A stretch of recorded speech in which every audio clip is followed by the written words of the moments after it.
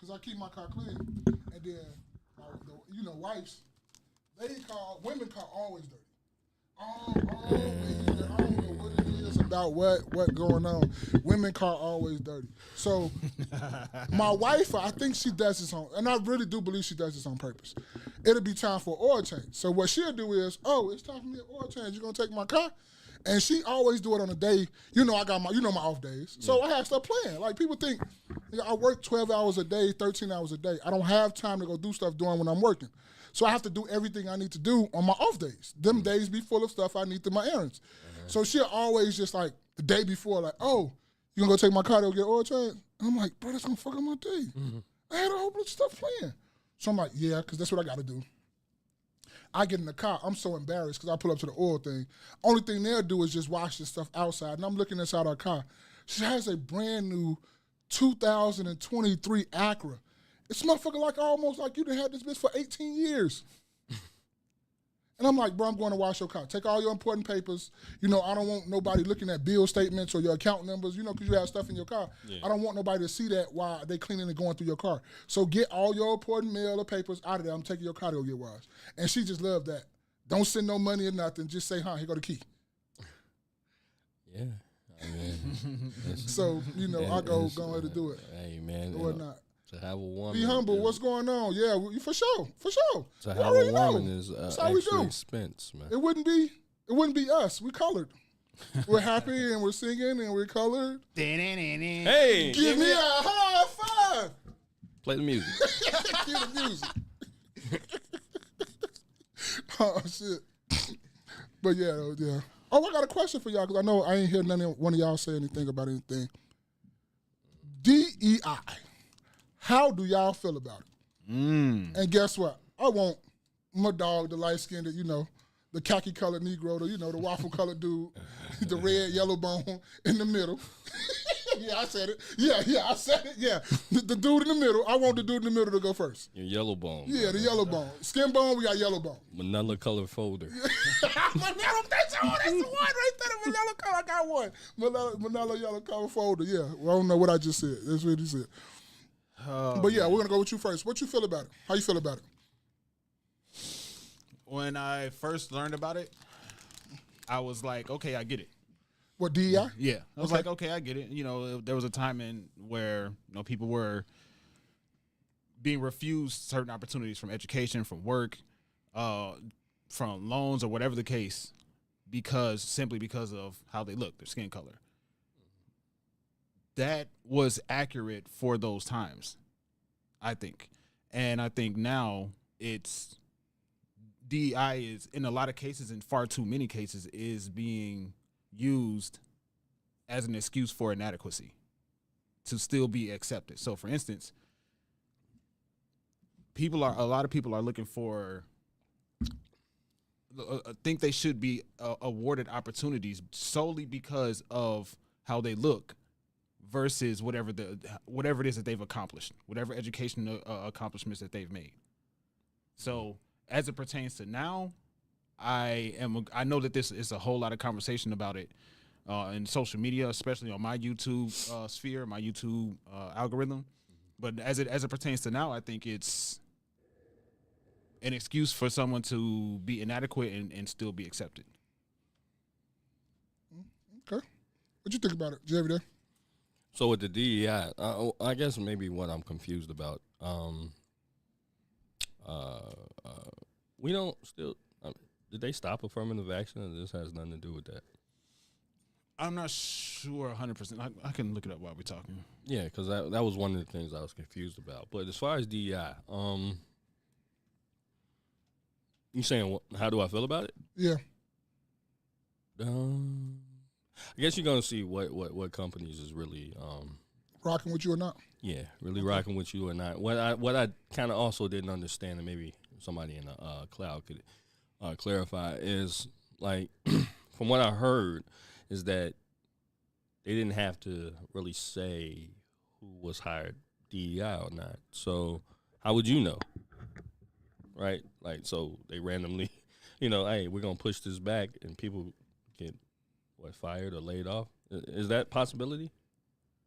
You mean to replace, for them to be replaced with somebody that would be a DEI hire? That wouldn't be a DEI hire. So the people now, right? If they pushed it back, do they get fired? Oh, because they was hired. They were a DEI hire. Yeah. So if they change it now, do they get fired? Oh.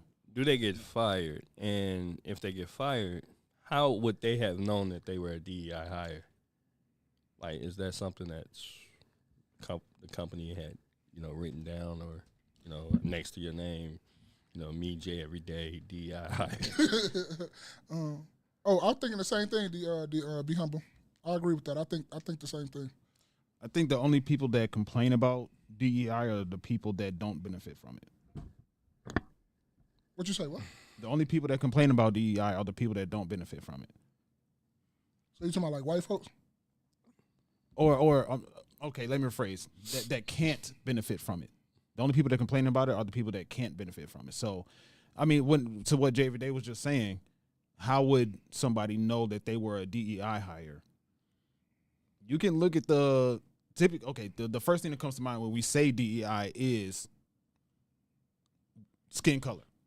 For me, do we agree with that, or skin color? Skin color specifically, right? Off the dribble, yeah. So, if you get hired somewhere, and everywhere around you, as a black person, and everybody around you is white, there's a possibility that they might have been trying to fill a quota. Would you know for sure? Maybe somehow it'll get leaked out in a company. Maybe somebody will spill something unintentionally. But I think it's plenty of DEI hires and people when they got chances in the NFL to be head coaches. I can name one. I can name one specifically, like Mike Tomlin. He was a DEI. He been that coach for. But I know, but it's like a Rooney Rule. It's called a Rooney Rule. Like they gotta interview. Like I think it's a black person or some type of other than white. They have to interview him, and he went in there. And he blew the interview away. So that's how he got the job. Yeah, I mean, but he's also been successful in, doing the job. So, but he never would have got the opportunity if they would never had the Rooney Rule. And it came from the Steelers, where you at? Right. So that's what I'm asking. Is it DEI? Is that different from affirmative action? No, I think it's the same thing.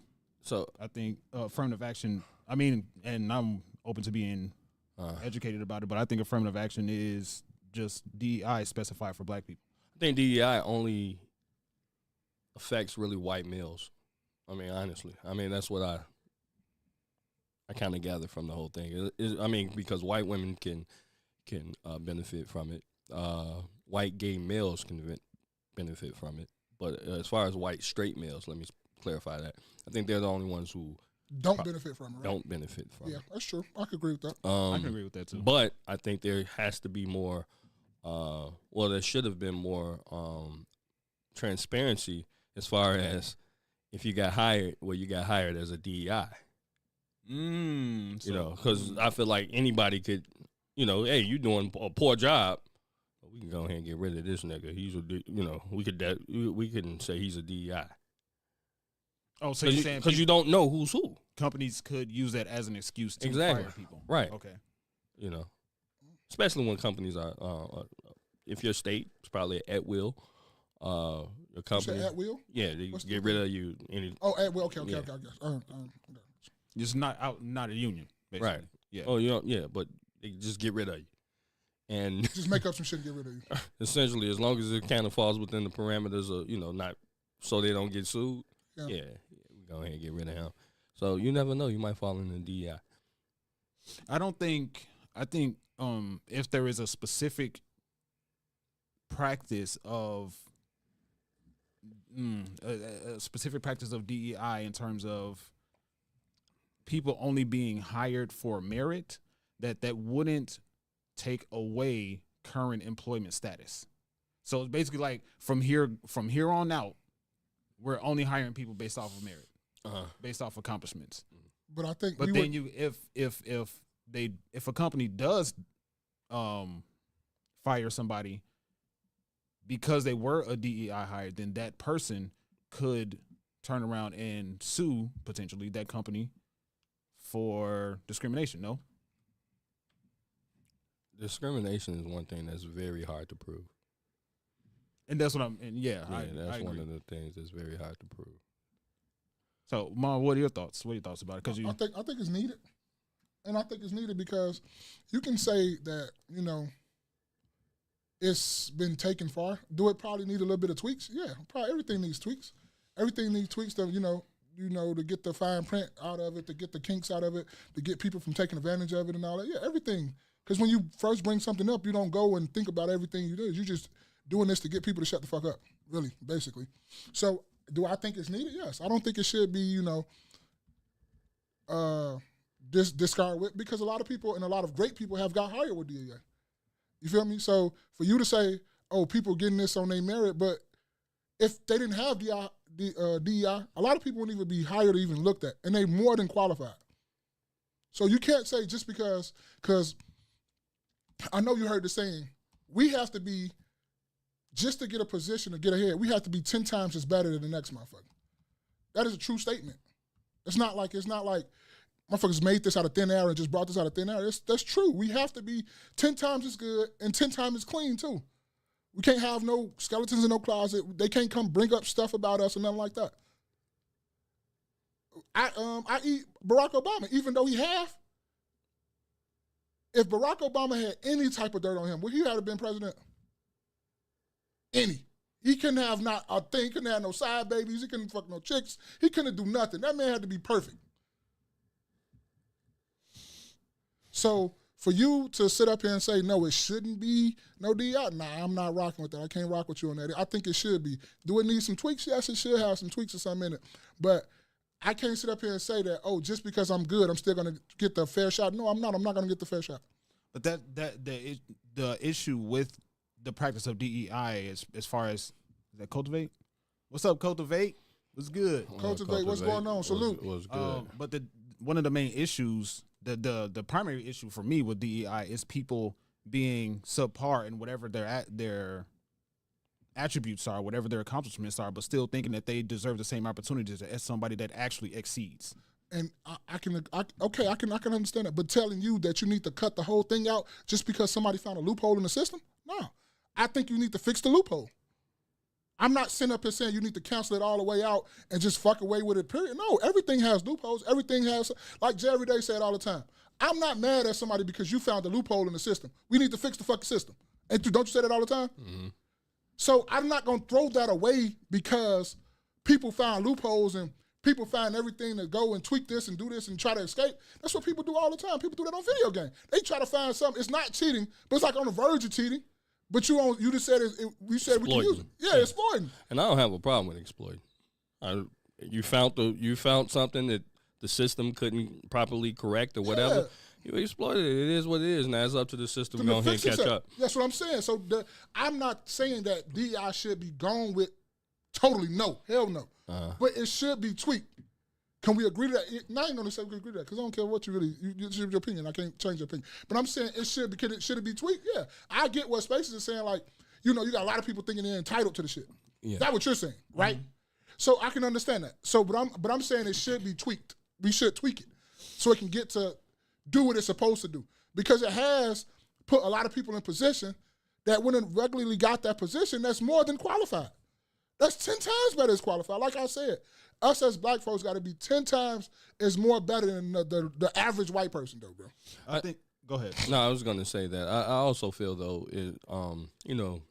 if it isn't really beneficial to a white person, or not white people, but maybe the company at large, like they got to see some real benefit to probably have you as a CEO, COO, CFO, whatever, and because they will cut their nose, what I'm saying, to spot their face. Yeah. Like they don't really give no fuck about that DEI shit. They'll put you in a position. You remember what was it? The Wayans brothers where they had Sean. He was like sharpening pencils. I didn't watch a whole lot of Wayans brothers. No, I know what you're talking about. But he was in an executive role and he was just sharpening pencils. Yeah. And then one of the guys, one of the top executive guys said, "Why rock the boat?" You know what I'm saying? You getting paid to do this, which is sharpen pencils. But I think they may fill quotas and, may not put you in a position that, not a meaningful position as well. So if we could, get a chance to, we had time, I'd like to run down some of these executive orders that President Trump has. You know your boy coming with that. You know he got that coming. You know he got that coming. Oh, I didn't know. I don't know. He gonna hit the inauguration. That's gonna be boring. He gonna hit that. Then we're gonna go into that to the. Let's go into the exciting shit. Niggas like to be excited. Yeah. I don't want to go. We only got 5 viewers. It was 7. Now niggas got. I guess they thought we was boring. Yeah. Let's see. Be humble going crazy in the chat. Let's see. He said, y'all on the CPT today? We talked about that already. Be humble said DEI doesn't have anything to do with inadequate. Yes, white folks space have to clean it up for the. No, what you were saying, Ma, he just reminded me. You said if there's a system and somebody exploits the system, then fix the system. Yeah. The issue is that's not how it works with people. When people people exploit the system changes, and people find a new way to exploit the system. But that's going to be with everything. You got to fix that part too. It's going to always be fixed. And that's the issue. Instead of constantly dedicating time to trying to fix something that people are going to continue to exploit, just get rid of it. So we're going to get rid of it. Now you ain't going to have as many black CEOs and all this stuff now. I'm gonna tell you where they don't do that at, right? So let's talk about cyber. You got hackers, and you got the people that the hackers are the same people that make the security systems. Facts. So you go back and forth all day where the people they're hacking security system, they're not getting rid of security systems. Yeah, and then what they do, they hire you. Right. Oh, you broke in this shit? You're going to spend a couple years in jail, but now you're going to come work for us, and we're going to pay you a large amount of money. Yeah, you just got to revamp the stuff. That's all they're doing is auditioning and interviewing. You hacking this shit to interview for that position that's going to come up.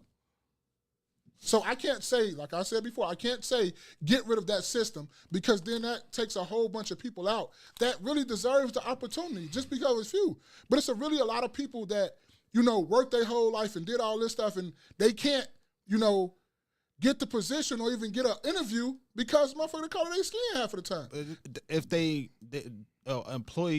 place of employment doesn't know a person's skin color just off of the application. Absolutely, it asks you on there. Race is part of the application.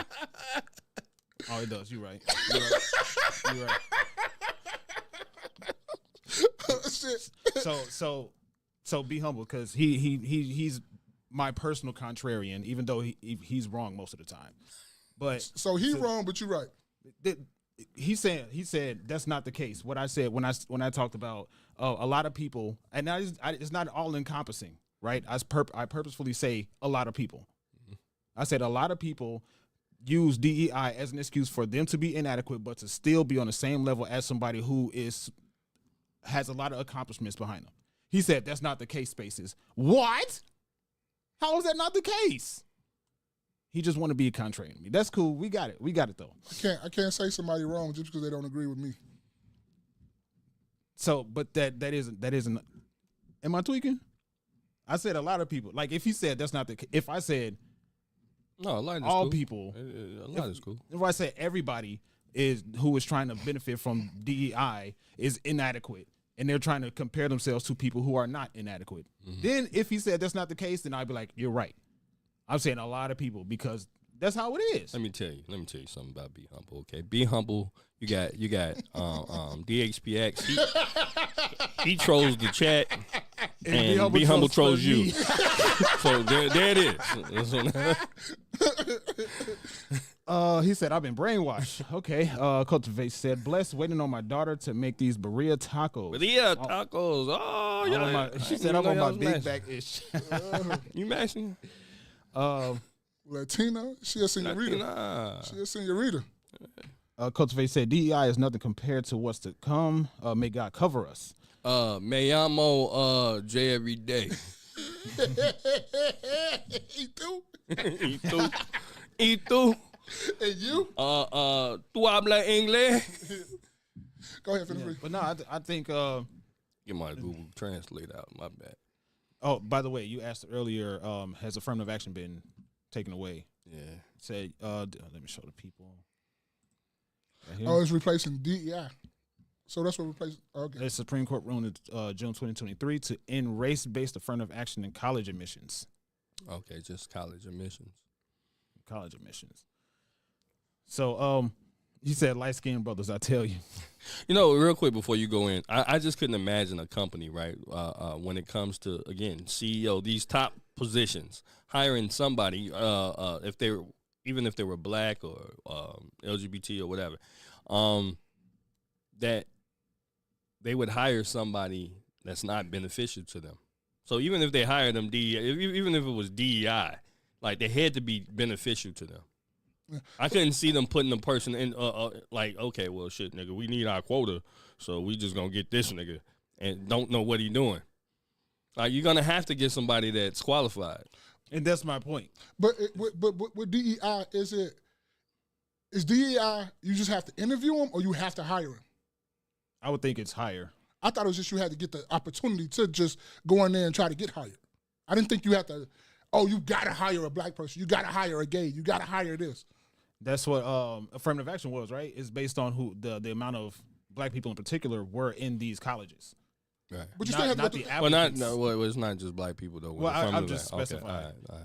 but That's don't. what I But, said. Black people in particular. but don't you still have to go out for the interview and woo them to get what you need, though, right? It's just that, oh, I'm black, I'm for to go in here and I'm for to get it. No, I didn't think that, right? Well, that's what I hear personally myself. Hear a lot of people saying. What? That you just black, you just got the job, and you think that's right? Me? No, you. So they told you DI means Jay every day is black. He gonna get the position.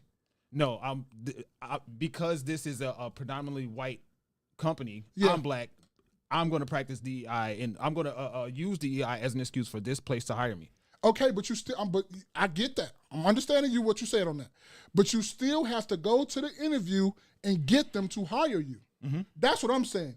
You're saying what I'm taking from what you're saying is that, okay, I'm going to exploit DEI. I'm going to go in here and say I want to work here, and they say, okay, you're black, you're working here. That's what I'm saying. That's what I think you're saying. I don't know personally if that happens, but I do know that, like take the military for example. Mm-hmm.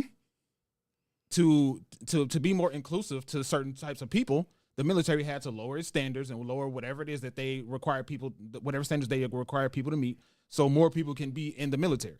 But you still have to pass the requirements. That's what I'm saying. It just ain't just, oh, we're gonna lower them, so you're gonna be picked. No, but you still have to. Even though we lowered say out of 100, you got to take a test. We will require you to make a 95, but we're gonna lower it to 85. Mm-hmm. So, but you still got to make an 85 to get in. That's what I'm saying. But I'm saying, like, it's what I hear as a practice of DEI is I got a 65 and I still deserve this opportunity as the 85 and the 95. And they just hire you because you got the 65. Because you got 65. Because they have a racial, sexual background, a religious quota to fill. Even though they say that religion in particular doesn't matter. I don't know. I got to look more into that because I don't think that's probably true. Like I said, I think what would be fair is to show that who was a DEI hire, mm-hmm. right? Just because we have whoever the CEO of Netflix or whatever, and they happen to have be black or female or whatever. You need to have so people can see this was a DEI hire, mm-hmm. Mm-hmm. right? Because when shit go bad. If it was going good, you wouldn't know if they were a DEI hire. So when shit go bad, now all of a sudden this is a DEI hire. Yeah. Right. So now we're kind of in this space where we don't know who's a DEI hire, and that becomes the issue. Maybe the company just was hiring people at that time. Yeah, they were just hiring people. Hey, you know what? It's a job fair, or hiring people, whatever. They got hired, but now the shit kind of going to, the chicken's coming on the roost. Now it's like, or not the chicken's coming on the roost, wrong thing, but, shit's going bad. Mm-hmm. And now it's, they was DEI hire. And that's specifically, I agree with that. It's like, okay, specifically. Let's Brandon Johnson. That nigga's a DEI hire. I mean, I get it that we voted for, or people voted for him, not me. But I'm just saying, if this was the corporation, right? Chicago was the corporation, you wouldn't know that he was a DEI hire. You wouldn't know. But shit going bad, now all of a sudden. It's his fault. It's a DA fault. Yeah, the city of Chicago would be the company. It's like, oh, well, he was a DEI hire. He a DEI hire, and he scored the 60 that Spaces was talking about. But we wouldn't know that. If it was going well. That 60 got this shit going well. Right. If it was going well, he wouldn't be no DEI hire. But if it's going bad, he was a DEI hire. Who knows who the DEI hire is? I think that's a great example. I think when it comes to that in particular, specifically when it comes to voting, right? I would pay attention, me personally, I would pay attention to the testimonies of the people that voted for him, that put him in that position. Mm-hmm. Why did you vote for this person? Is it DEI? You ain't base it off his merits. You didn't base it off what he's accomplished previously. Base it off his skin color. And DEI is one of the main reasons. But that's voted though. That's different. But I'm saying the reason why. The reason why is the difference. I can almost assume that most people would vote, especially at first go around, right? People would voted Donald Trump because he was white, male. And period. Like, you know what I'm saying? So then that makes him a DEI. Are you asking or telling? No, I'm just saying that does. Like, based off that, you know what I'm saying? We're saying, we voted Brandon Johnson because he was black, Barack Obama because he's black. That's DEI. Well, most white people going to vote white because Donald Trump or whoever the fuck is white. So does that make them? Yeah, that makes them a DEI. Oh, okay, I get what you come from. I get you. I agree with that. So that's what I'm saying. We never know who's a DEI. Who's behind the scene? Who's keeping tally? Where's the statistics? Oh, who's DEI? Take Malika Andrews, for example. Mm-hmm. DEI or no? ESPN, right? Mm-hmm. Sports analyst. Yeah, probably DEI. Right, but where does it say that at, though? Because we can I'm more than likely she is. She's a cute face, so you're going to have people tuning in because she's a cute face. She's also kind of, even though she... Will Molly be a DEI? Molly been around for Kamali Kiram? Yeah. She was around before Malika, so I don't really know. I don't know how long this DEI shit kind of fairly new. And that's part of what I'm getting at too.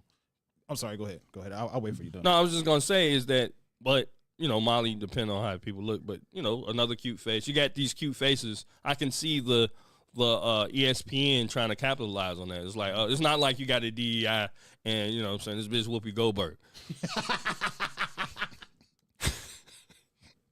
You know, I'm just saying, like, to be frank, like, people, when men pay attention to stuff, a lot of men is just going to pay attention to, oh, she pretty, and just zoom in on that. And right. So you get men to subscribe or to, you know, whatever, just because she's pretty, right? Mm-hmm. And that's it. Like, they kind of forget about who playing who, or we're not even paying attention to her talk about no sports. Just staring at her while she's talking. Taylor Rooks is another one, even though Taylor Rooks is a great. She's better than them. Yeah, she's way better than them. She's better than them, but she's also a cute face. She's great at what she do. Right. So that's where I brought her up, because is it because of the amount of information and the conversation that they can have for whatever sports, basketball, football in particular, or did she get in those positions because they're a pretty face? So what about Candace Parker? You start naming all Candace Parker actually pretty. She just got that. Like, because I mean, if like JVD just said, if these weren't women that were lesser attractive on the scale, yeah, they wouldn't get the job. Yeah, you're gonna have to have more attractive women. But some of them, and I'm not gonna say all. Some are really good at what they do. Like we say, Taylor Rooks. Yeah. Taylor Rooks is really good at what she do. If you have a poll, it's a few of them that's really good at what they do. Yeah, and I what's the tall bald head chick or low cut chick? I know who you're talking about. I don't know her name, but she hooped too. Yeah, she used to hoop too. She fairly solid. There's you got Joy Taylor. Yeah. So I'm not saying necessarily that you're pretty, but pretty help you get to where you need to right, you're going to get the views off the dribble because you're pretty. Mm-hmm. You know, oh, she pretty and she know what she talking about. Mm-hmm. But then sometimes you get she pretty, she don't know what the fuck she talking about. Which is a few of them. Because I know a lot of people that do not like, what's the one you said, the first one? Malika Andrews. A lot of people, because I'm one of the ones that I don't have nothing bad Sage to say Steele. about. Sage Steele was another one that really didn't know much, but she was a pretty face. Yeah. And, I don't know these people. Sage Steele. Oh, that's Sage Steele right there. Okay. She's not with the ESPN no more, though. Yeah, no, she totally went wherever she went. Okay, go ahead. I'm trying to pull something up. I forgot, I lost my point. What I was saying. No, it's cool. No, because I saw on. I wonder if I can even pull it up while we on the whim, but It was Michael Strahan when he used to host. What was it? Good Morning America. Yeah. Let me see. Michael. I don't even know how to spell it. Strahan. Yeah, there you go, right there. Let's Time see.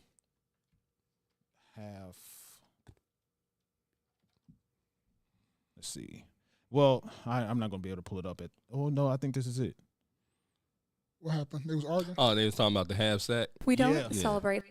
So let's see. Pull it up. Yeah, she didn't know what the half sack was. So, okay. I ain't never seen this before, so it's Halloween, gonna be but new we to me. will use it as an excuse to cover some frightful stories. Oh,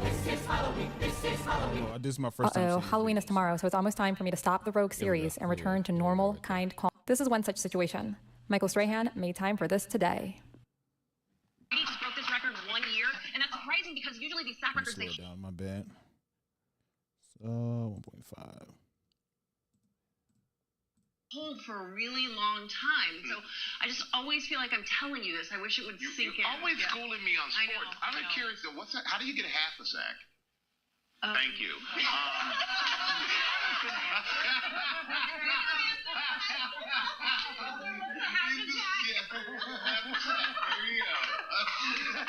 And for those who don't know, that's when two people hit the quarterback at the same time. You split the sack. Look at her. She thought that was one nut. Anyway. She didn't know what she was talking about, but she had the pretty face. But you know another thing too though. If he would have never explained to her and left that cliffhanger like that, I guarantee They you. would have went off on him. Nope. Yeah, you're right. And they would have been pulled in the office about that. Like, why did you do her like that? Yeah. So he had to let the laughs go ahead and get out like it's a joke. But then now he got to explain it to her in a nice, firm, soft way. Mm-hmm. Naps and Beauty, what's good? How you doing? How you Sister doing? every day, what's going on? What's happening? But yeah, that's so. As far as it, I think just a blanket state. I don't know how you would actually practice that. I don't know how you would actually practice the ending of DEI or even with affirmative action. Like you could put on paper and tell people to stop putting people in position based off of how their physical traits and how they look. But what's the practice of it? How do you know? Do you look at are you now going to say, okay, it's okay for this place to have all white people at their establishment? It's okay for this place to have all Indian people, all Arabian people, because these are the people that's. And then how do we, on top of that too, I think also within the DEI conversation, we're telling people who and who not to hire. But go ahead. Like, why can't, okay, you if you think that, not you in particular, but if someone thinks that this is a DEI situation or they're excluding me because I don't look like them, then why find, like, there's ample opportunities for any and everything that's going on out here. So what about like police?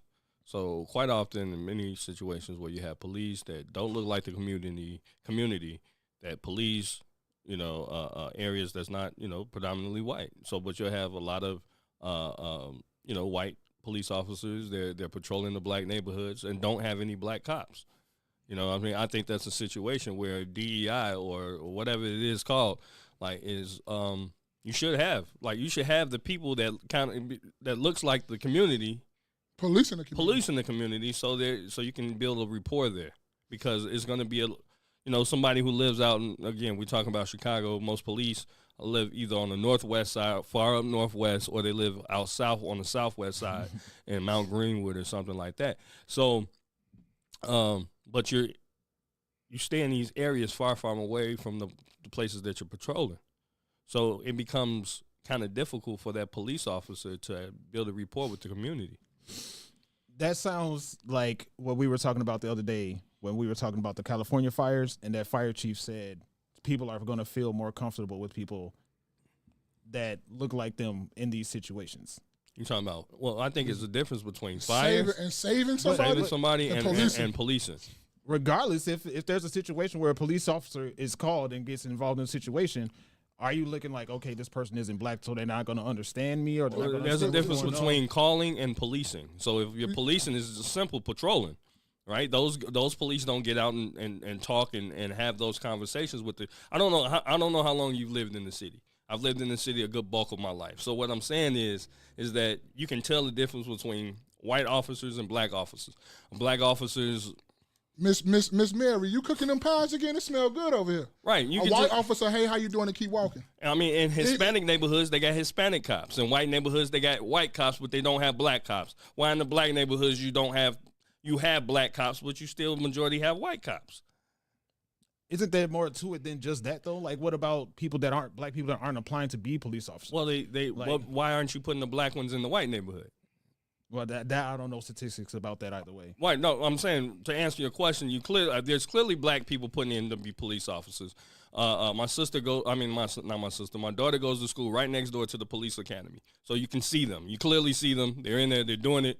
What I'm saying is they're not putting the black cops up north in the white neighborhoods.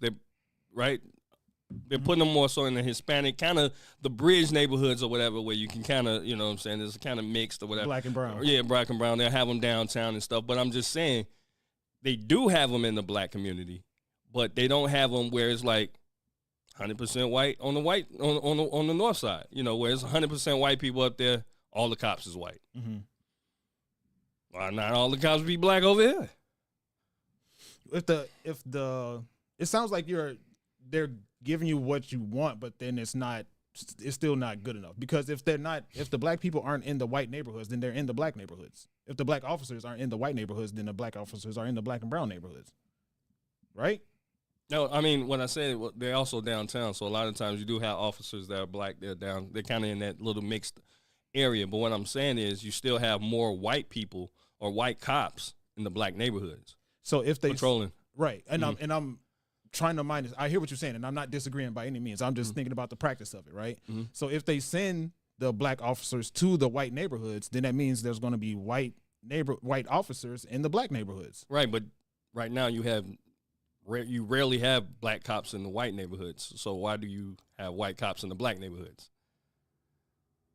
I think I perfectly, like I said, I 100% agree with you. I'm not arguing against what you're saying at all. I think there's more factors into it than just placement.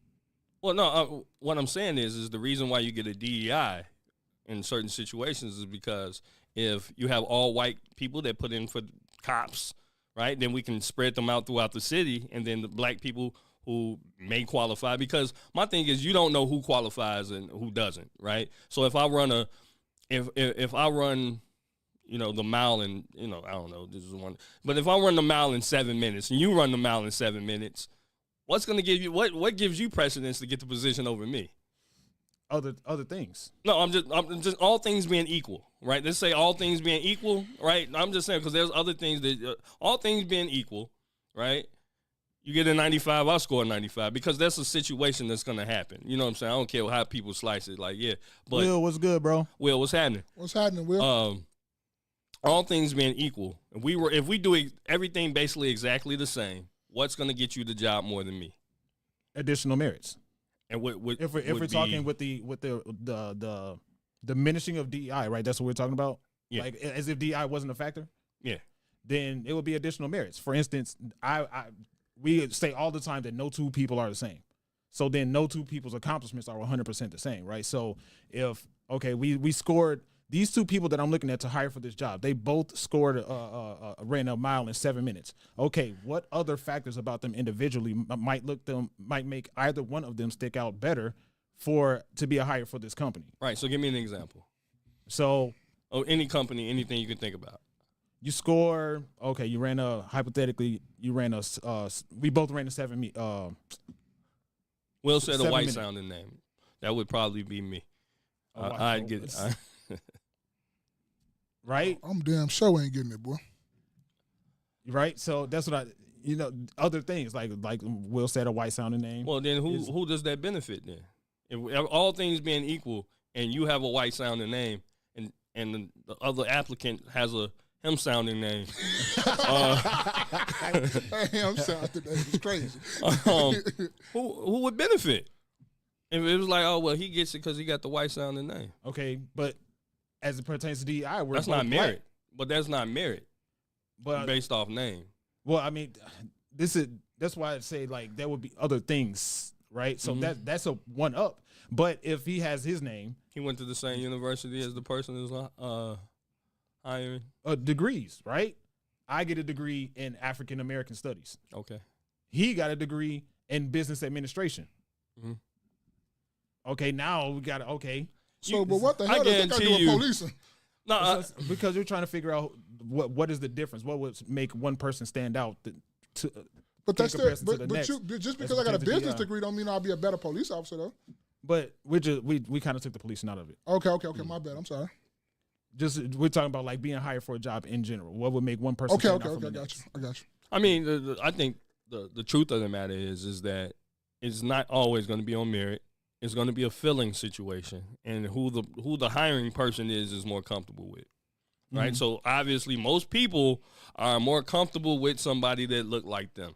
Yeah, this is why people live around the people they live with. This is why people hang around the people they hang with, and so on and so forth.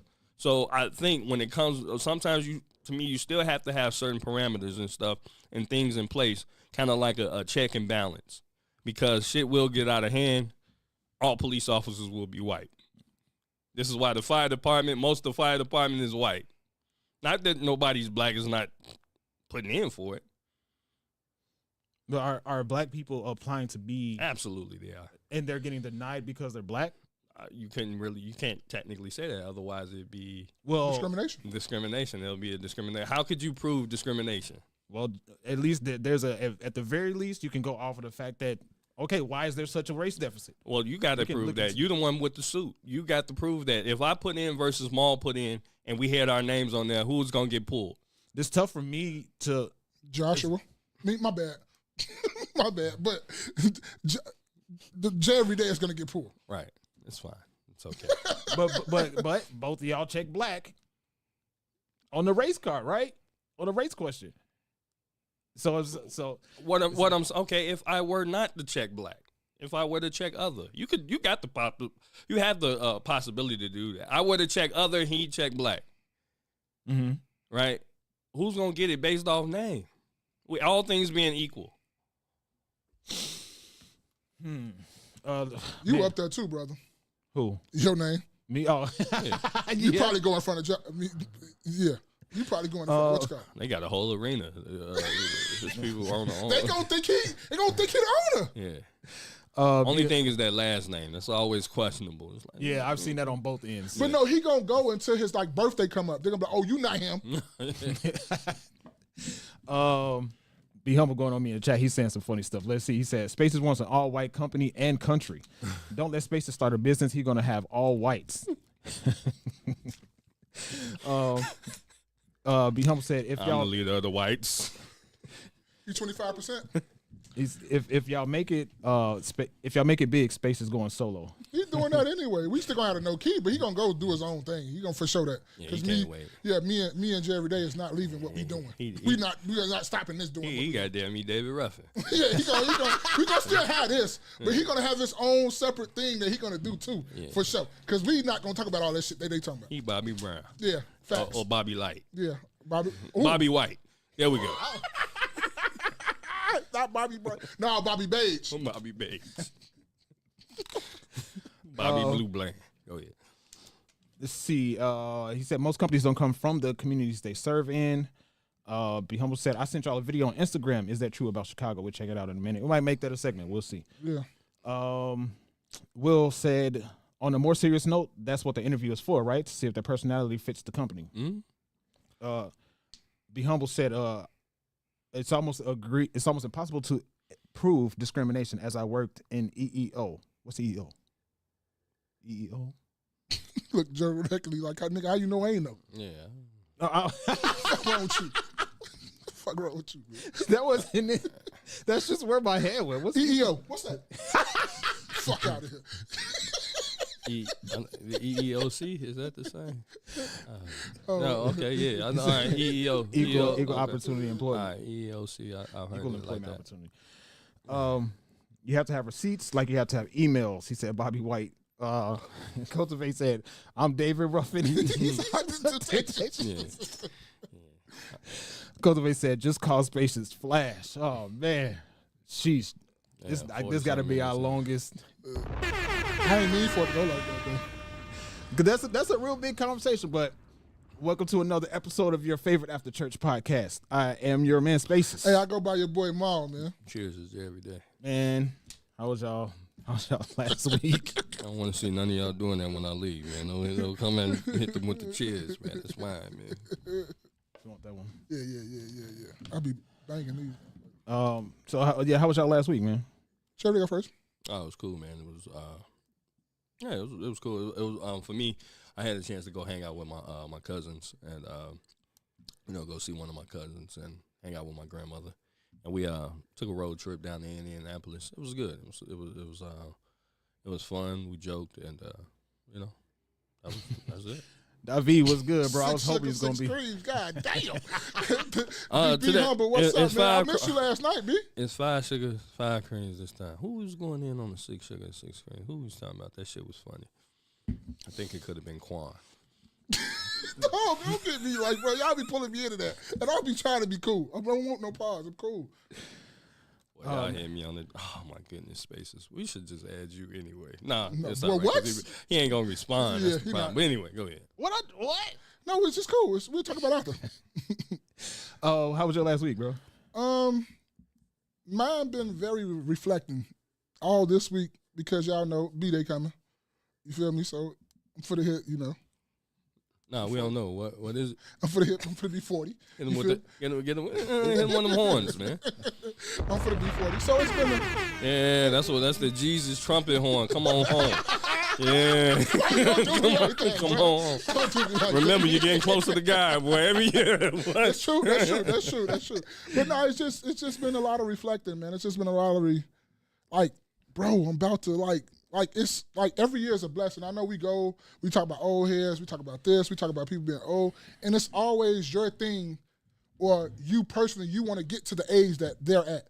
You want that wisdom where they at. You want, because the more you grow, the more you learn, the more money you make, the more things you experience, the more everything you do, and it's like, I'm getting there, like and it's just whelming. It's just, I ain't gonna say it's overwhelming, but it's just like exciting, man. It's like I made it this far. Oh, yeah? It's like a lot of stuff that didn't happen over your life. This didn't happen. People didn't go and passed on, mothers, fathers, or whatever, aunties, uncles, whatever, and you still here and you still pushing, you still kicking, and it's like, it's just really like amazing. I don't really know how to explain it, man, but I just been reflecting these last couple of days because the B-Day coming, man. When you sat back and realized that you're hitting 40, did you say, boy, ain't no fucking way, boy? Hell no, bro. I was like, thank God. It ain't that for me. It's thank God. Jay every day know we talk about this all the time. We the unks and the old niggas now. We uncles now.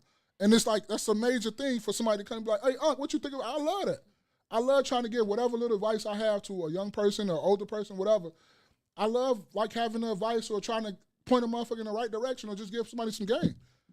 That shit is like dope to me.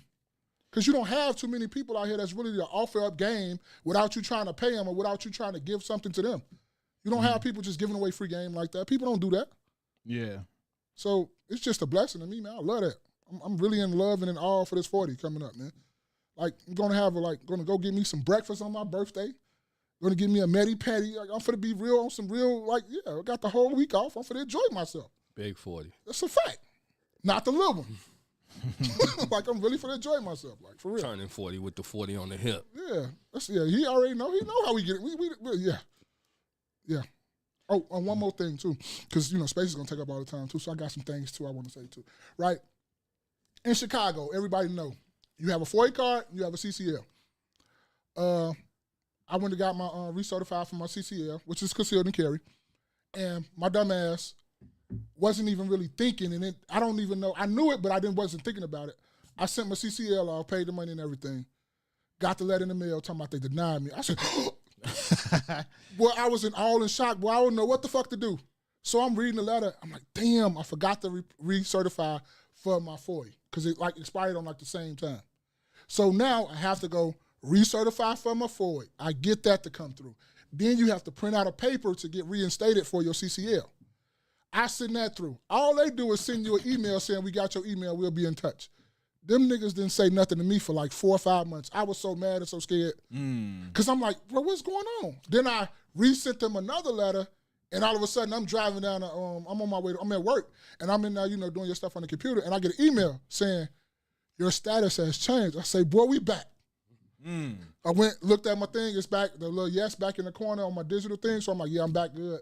Because I was keeping my gun in the house because you can't carry it because you don't know CCL. So here's the question.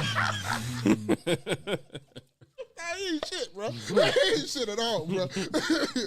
Go ahead. So if you own guns and you get denied, what did you say you got denied? Denied CCL. Okay. Concealed and carry license. So let's just say you get the FOID and the CCL, you get denied or whatever expires, whatever. You lost all your guns in the boating accident. Does that mean though that your guns are now illegal? Yep, you lost all your guns in the boating accident. Okay. Or you got to go take it. They send you a letter. You report all your guns to the nearest police station and you take them down. That's what they say in the letter.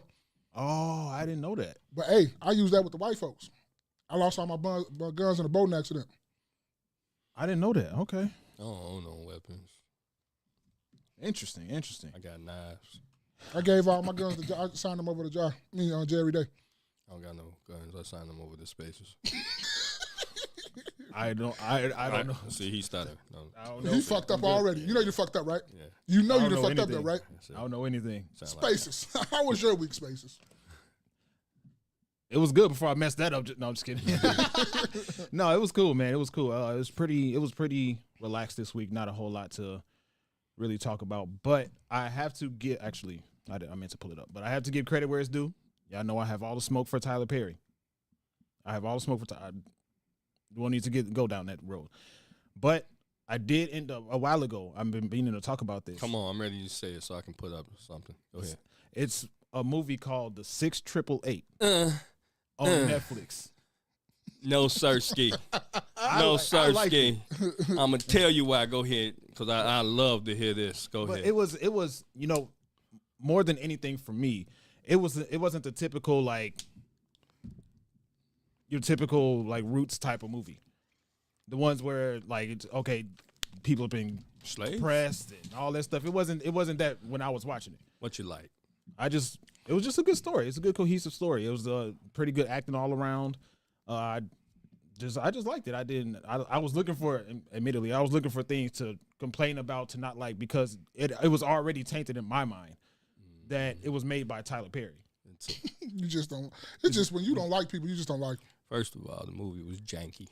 Okay, it was historically inaccurate.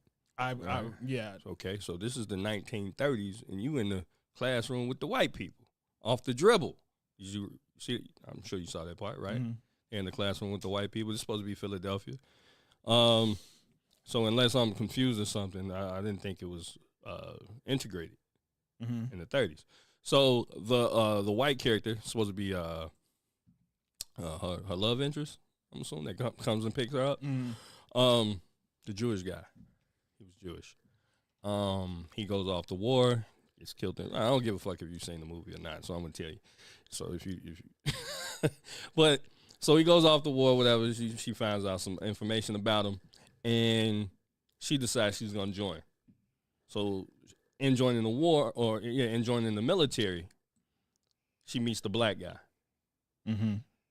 Comes to find out, there's no record of her even talking about the white dude. Okay. And the black guy is actually the person that she married or she met prior to going to the military. She never met the black guy in the military.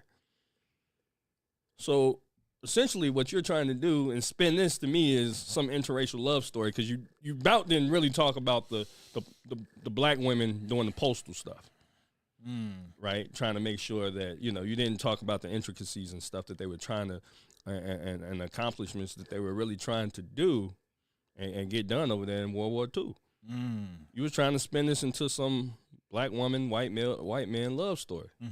And this is the reason why she went off to war. You could have picked if it was, 1,000 of those women, you could have picked anybody's story. Why pick that one specifically if it did happen? Now, I didn't know anything whatsoever about the historical context. Now, I do know that movies, like real stories that are made into movies, are often exaggerated / changed. Like, for instance, The Woman King.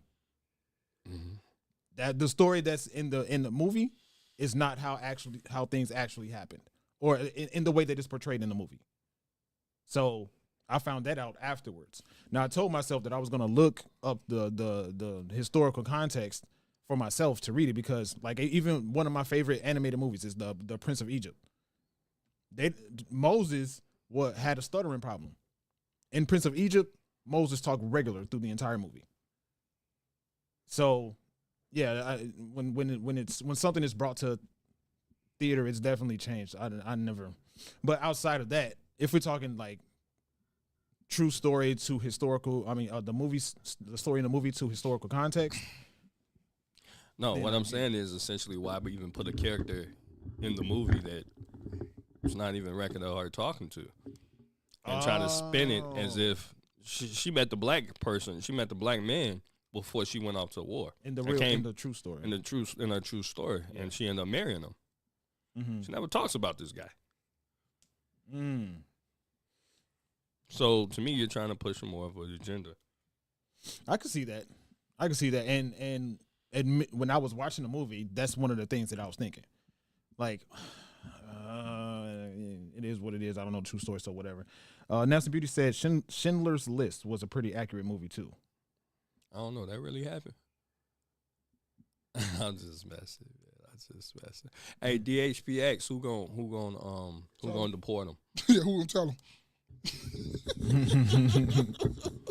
And what weapons you got to back that up? The white boys got it. Okay. Yeah, that's all I got for the catching up on the week. Let's see what we got. I want to see what Be Humble is talking about. I'm curious. I think I just saw the title. Be Humsky. Let's see what you got, man. You said I'm asking a question. Okay, yeah. Better make it clear. You know that 15 years ago, Chicago made one of the worst deals in U.S. history? It was 2000. Why they gotta have the music, though?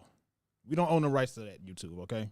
2008 during the recession, and the city was desperate for money. So Mayor Daley sold all of Chicago's parking meters to a group of investors from the United Arab Emirates in exchange for $1.1 billion. The deal said that for the next 75 years, Chicago has to pay 100% of parking meter revenue to the investor's company, which is conveniently named Chicago Parking Meters, LLC. Chicago's 30,000 parking meters generate about $200 million in revenue annually, and because the city is sending that money overseas, none of it will go to Chicagoans. If you think that's bad, it gets worse. If any streets are closed for public events like street festivals or the marathon, the city has to pay this company the money they would have made from parking if the streets were open. The deal also says that if Chicago wants to remove even a single parking meter, they have to pay this company the value of what that meter would have generated until the deal ends in 2084. This prevents Chicago from building more bike or bus lanes because it would be so expensive to remove the meters. We have 59 years left until this deal expires, and nobody's found a loophole to get out of it yet. So next time you see how wealthy Dubai is, just know that Chicago parking might have something to do with it. Did you know that? So what happened is that the original deal wasn't with UAE. It was with I believe a Canadian company, and then they end up selling it to across seas. But it's not only the parking meters; it's also the Chicago Skyway, because Skyway was owned by Chicago, and they sold it to could be the same company or maybe not. I'm not sure, but yeah. So UAE, that's how they end up getting it. Facts. Yeah, you was stealing. I'm with DXPH. You was stealing, bro. No doubt. You stealing. You got some of that, and you went on there and disappear real quick. Yeah. Because I ain't heard nothing from him, and I don't know how long. I ain't smooth. Yeah. I learned about that sometime recently, in the recent years, and I was just like, it was so mind blowing when I heard it. I just threw my hands up at it, like. Their excuse was to pay the pensions, or it was something that they were. Pensions is always a big deal, I guess. So they always come up. This is the whole Brandon Johnson trying to come up with $300 million thing. He's always talking about some pension. So, yeah, that's legit. This is the machine here, baby.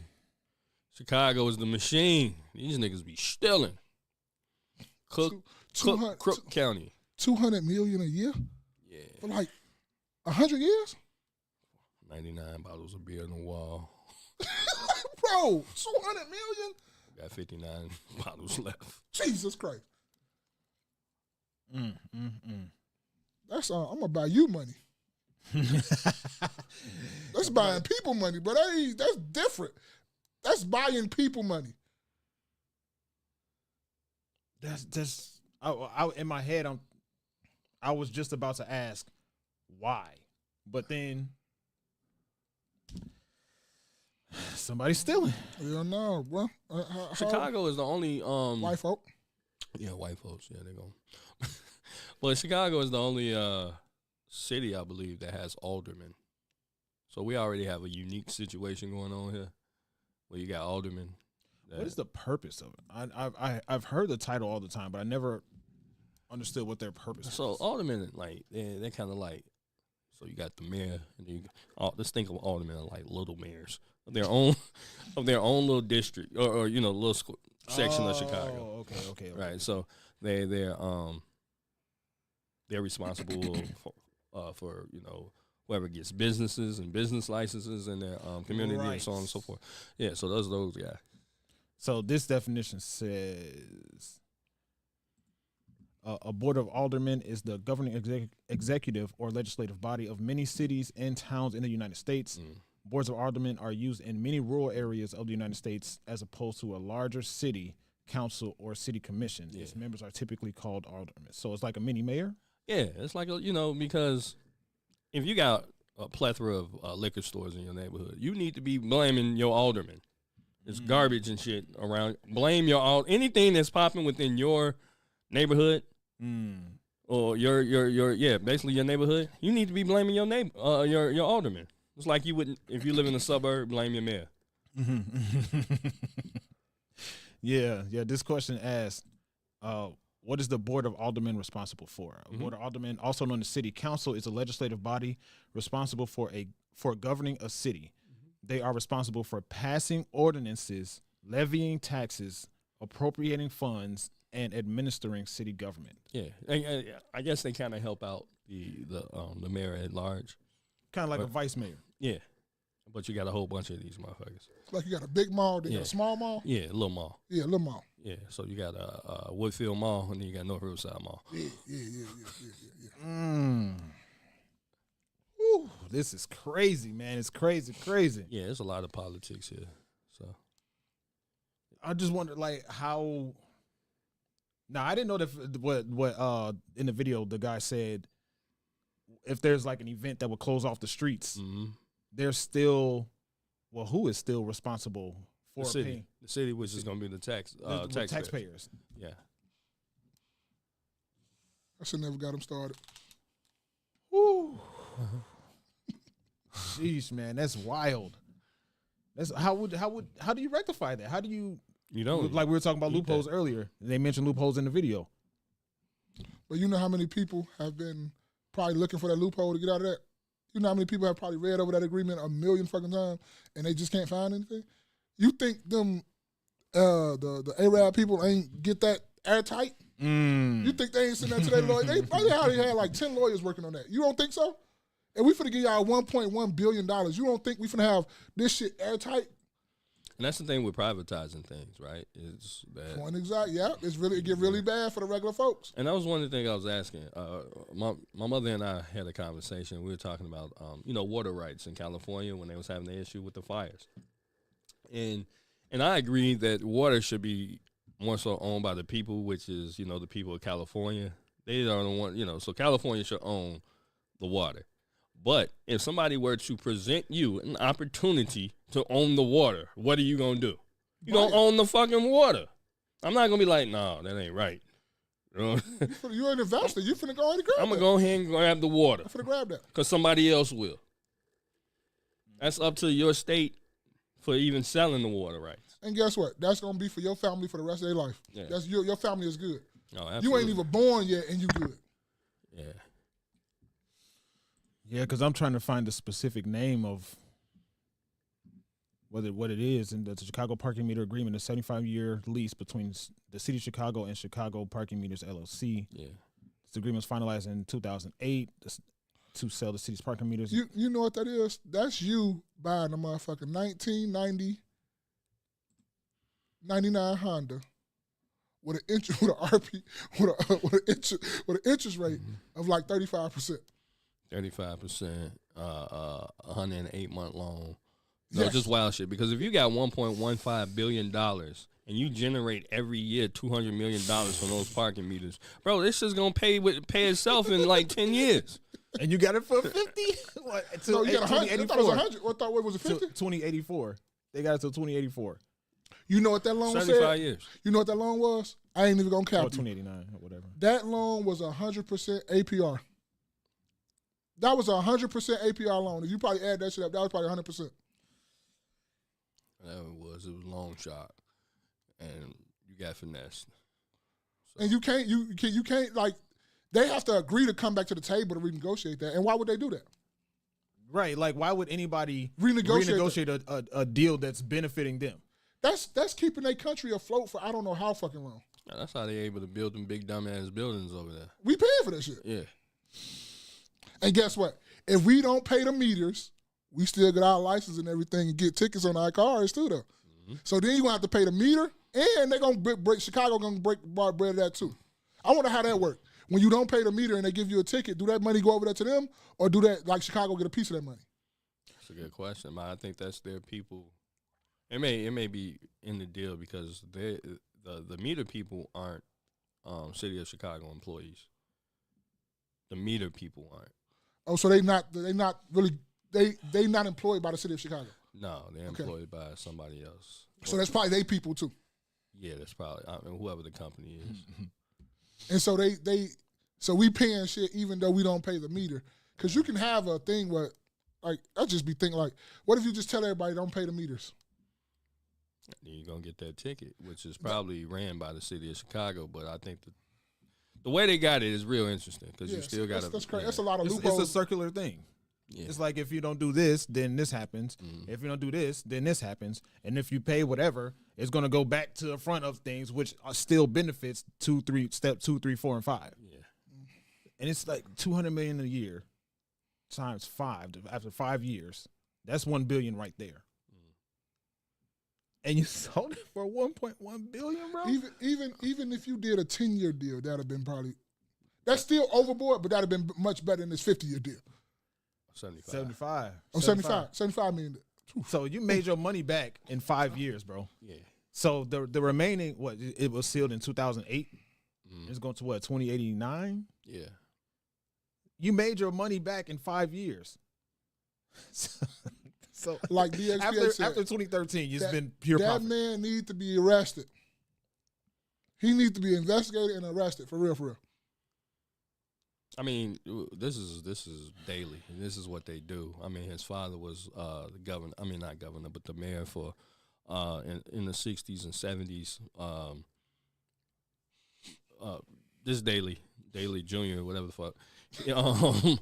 He's the same guy. I don't know if you guys ever been to Northern Island. I'm sure DXPX has been. He knows what I'm talking about. But that used to be Meigs Field. So if you type in Meigs Field used to be an airport on the lake. It's a private airport. I think it was owned by the city, and he bulldozed that overnight.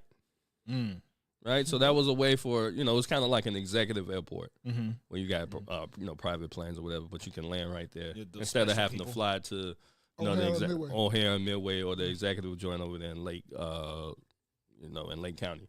So he bulldozed that. What do you put right there? It's a park.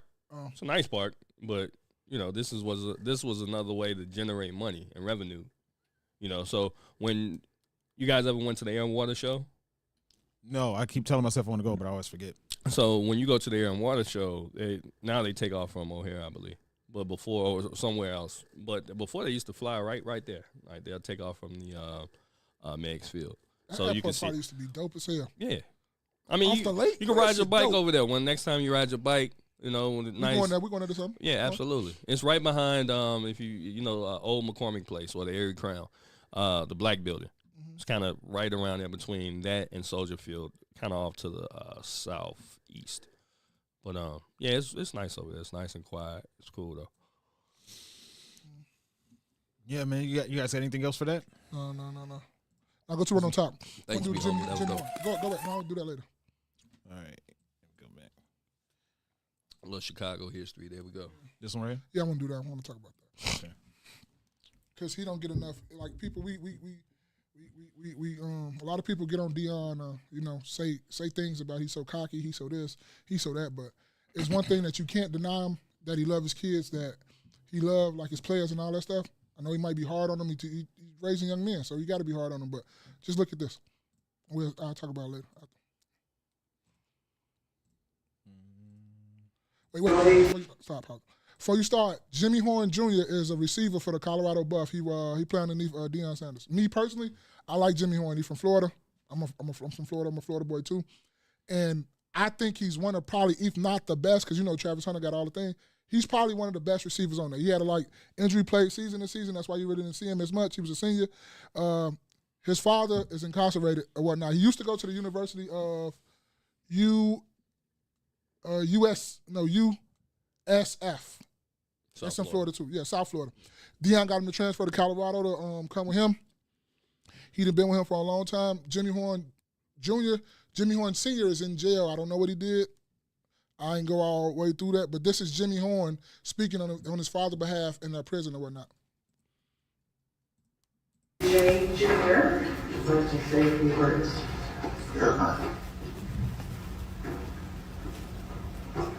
First off, I want to start off by thank you, to be able to speak on behalf of my dad, not only as my dad, but as a person. When I was about 7 to 8, he told me, he was like, Jay, I'm gonna make sure that you get to college. I don't care if it's a pinky foot you step on that campus. I can't wait to see you graduate.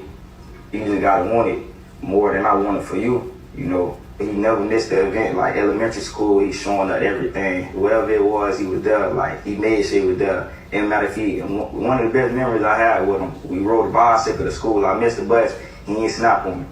I'm on the back of the car, we just ride the bike to school. That was one of the moments, I knew, yeah, I got a good dad, man. He really put his all in this. And it kind of eat me up a little bit because he might not be at the experience to see me graduate. There ain't too many dads out here that'll do the things he did for their kids. And to have a father like him, he real tough on me, but he a little soft and hard a little bit. That's my dude though. But I appreciate you, man. I love you, man. Real. Thank you, Joe.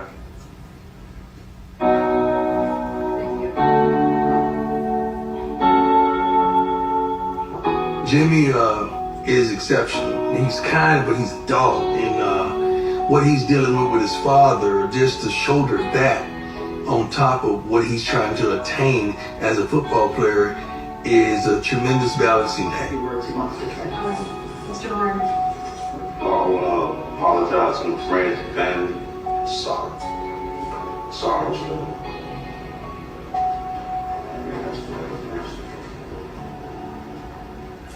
Thank you. This one is difficult because Mr. Horn has so many good qualities and such huge support from the community, from people that I personally admire. Jimmy Jr. is just such an asset. Seminole County's so proud of you. And I know that that's all attributable to Mr. Horn Sr. I do think that you have made significant impacts on the community, and you have impacted a bunch of kids in a really positive way. Having said all that, the sentence that the court will impose is the bottom number that I can use. 87.075 months. You'll have a credit for 955 days already served. And I wish everyone here good luck. Thank you.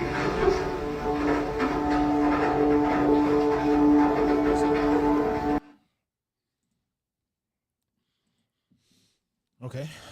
You wanted to. What you just think about that? What? So why is his dad drug charges? It was drug? Oh, I really didn't know that, so I didn't know. I'm not sure how much he could have gotten. He got 7 years, 7. So that's, yeah, no, he got 7. I'm saying I'm not sure how much he could have gotten. Yeah. So 7 seems. Yeah, and he got. I think did she say he had so many days? How many days he had credit for? I forgot what she said. How many days? I mean, I saw the number 955, but days? I don't know if that's. He's been in there since 2021. So he finna be home in another year, 2 years probably. On good behavior, if he do everything right, about 2-3 years he should be home. Yeah. Mm-hmm. So just what's your thoughts on that? Yeah, man, I think when it comes to situations like that, you can't. I was wondering if his speech was going to move the judge, because some judges don't care, right? Yeah. Some judges will overlook the fact that, like, yeah, if you've been an asset, the junior, he's a junior, right? Yeah, junior, yeah. Okay. Junior went up and gave a speech. Judge could be like, yes, you are an asset to this society, our community. However, your father did do blah, blah, blah, blah. Mm-hmm. We can't overlook that, and gave him whatever the maximum of his sentence was. Mm-hmm. I think this is a real testament to, however, I think this is a real testament to the impact of a father in a child's life. Mm-hmm. Like before he said just now, he's a real father or whatever it was. As soon as he said, I missed the bus, and he hopped on the bike and took me to school, I was like, oh, that's a real father right there. That's a real father right there. To get I don't know why. I mean, obviously we don't know why from the video, why he had to get on the bike as opposed to in the car. Maybe there was something going on with that, but probably had one. A lot of people in Florida use bikes. Hopped on the bike and selling drugs. Anyway, I'm sorry. Niggas is on bikes and anyway. You finished? Well, yeah, man. I think that's dope. I think it's very. The most notable fact about that to me was the fact that he was on his son's heels about being the best football player that he can, being impactful on the team, and because the son ended up being impactful, that impacted that kind of came back to him as it pertains to what his sentence was in the sentence that the judge gave him. Mm-hmm. Because he made his son useful in the community, the judge was like, okay, clearly you have a positive impact on people.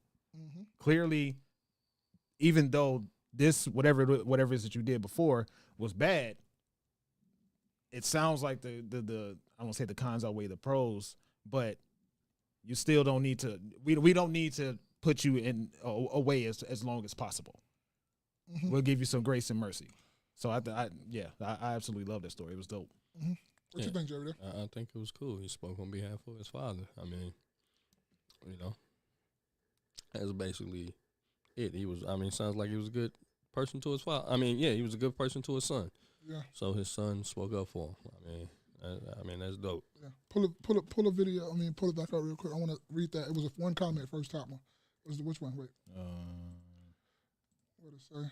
It said, it makes me want to do the right thing by my son, right? And I want to do on that, like, us as men, right? And especially I'm talking black fathers right now. Even if you got kids, you got stepkids, whatever you got, you a father to some kids out here. Even though we go through what we go through, and we try to do the right decisions, but we all flawed. We're not gonna make the right decisions in everything we do. But we always gotta make sure we put in the back of our mind that we're not gonna do the wrong decision that's gonna take us from our kids. Because Jimmy Horn Jr. could have easily veered left and did same shit his father was doing out there in Florida and all that stuff. And then much flack as they give to Deion, he flow flashy, he this and that. You see, Deion is like a real father to a lot of these kids. Like, people love to, say he's this, he's so arrogant, he's so cocky, he's so this, but like, he really love and care about them kids though. Like, we can say all the shit we want to. I was kind of upset with him too that he left, Jackson State. Me and Jerry Day had a nice conversation about that. But I still rock with him enough because he loved these kids. And to his father, to Jimmy Horn Sr., you see that, bro, you got a second chance, you better not fuck up, period. You got to make all the right decisions. Like, every decision got to be perfectly right. And I just wanted to say that, I just wanted to, really see that, really show that, to show Deion and then just show other people from that team. Because a lot of people love to mention Deion's son, the quarterback, or Deion really loves Travis Hunter, but they don't see all the other kids that's around there. Just because everybody got to have a face, everybody got to be the face of something. So you got to have a star of something that you do. So they just the face. But it's a whole bunch of other kids that Deion has impacted their life. He making sure they're good. He making sure they're going to be good after football. Everybody's not going to make it to the league. And that's what he's doing up there in Colorado. He's making sure all those kids be good, upstanding adult men in a society and doing right. You feel me? So, but it just really touched me that, when I seen that video when it came across my timeline, and then that one thing about doing right to get home to your kids at all times. That's you taking your ego out of play when you in some situations out here in these streets. Because you can easily be taken away by you doing something and being in that position where Jimmy Owens Sr. is in, or somebody's taking your life and taking you away from it forever, where they won't ever see you again. So us as black men, we always got to, put your ego on the side, bro. Put that bitch in the back. It got to be in the back when you turn a certain age. You can't be out here just wild, hunt, dude.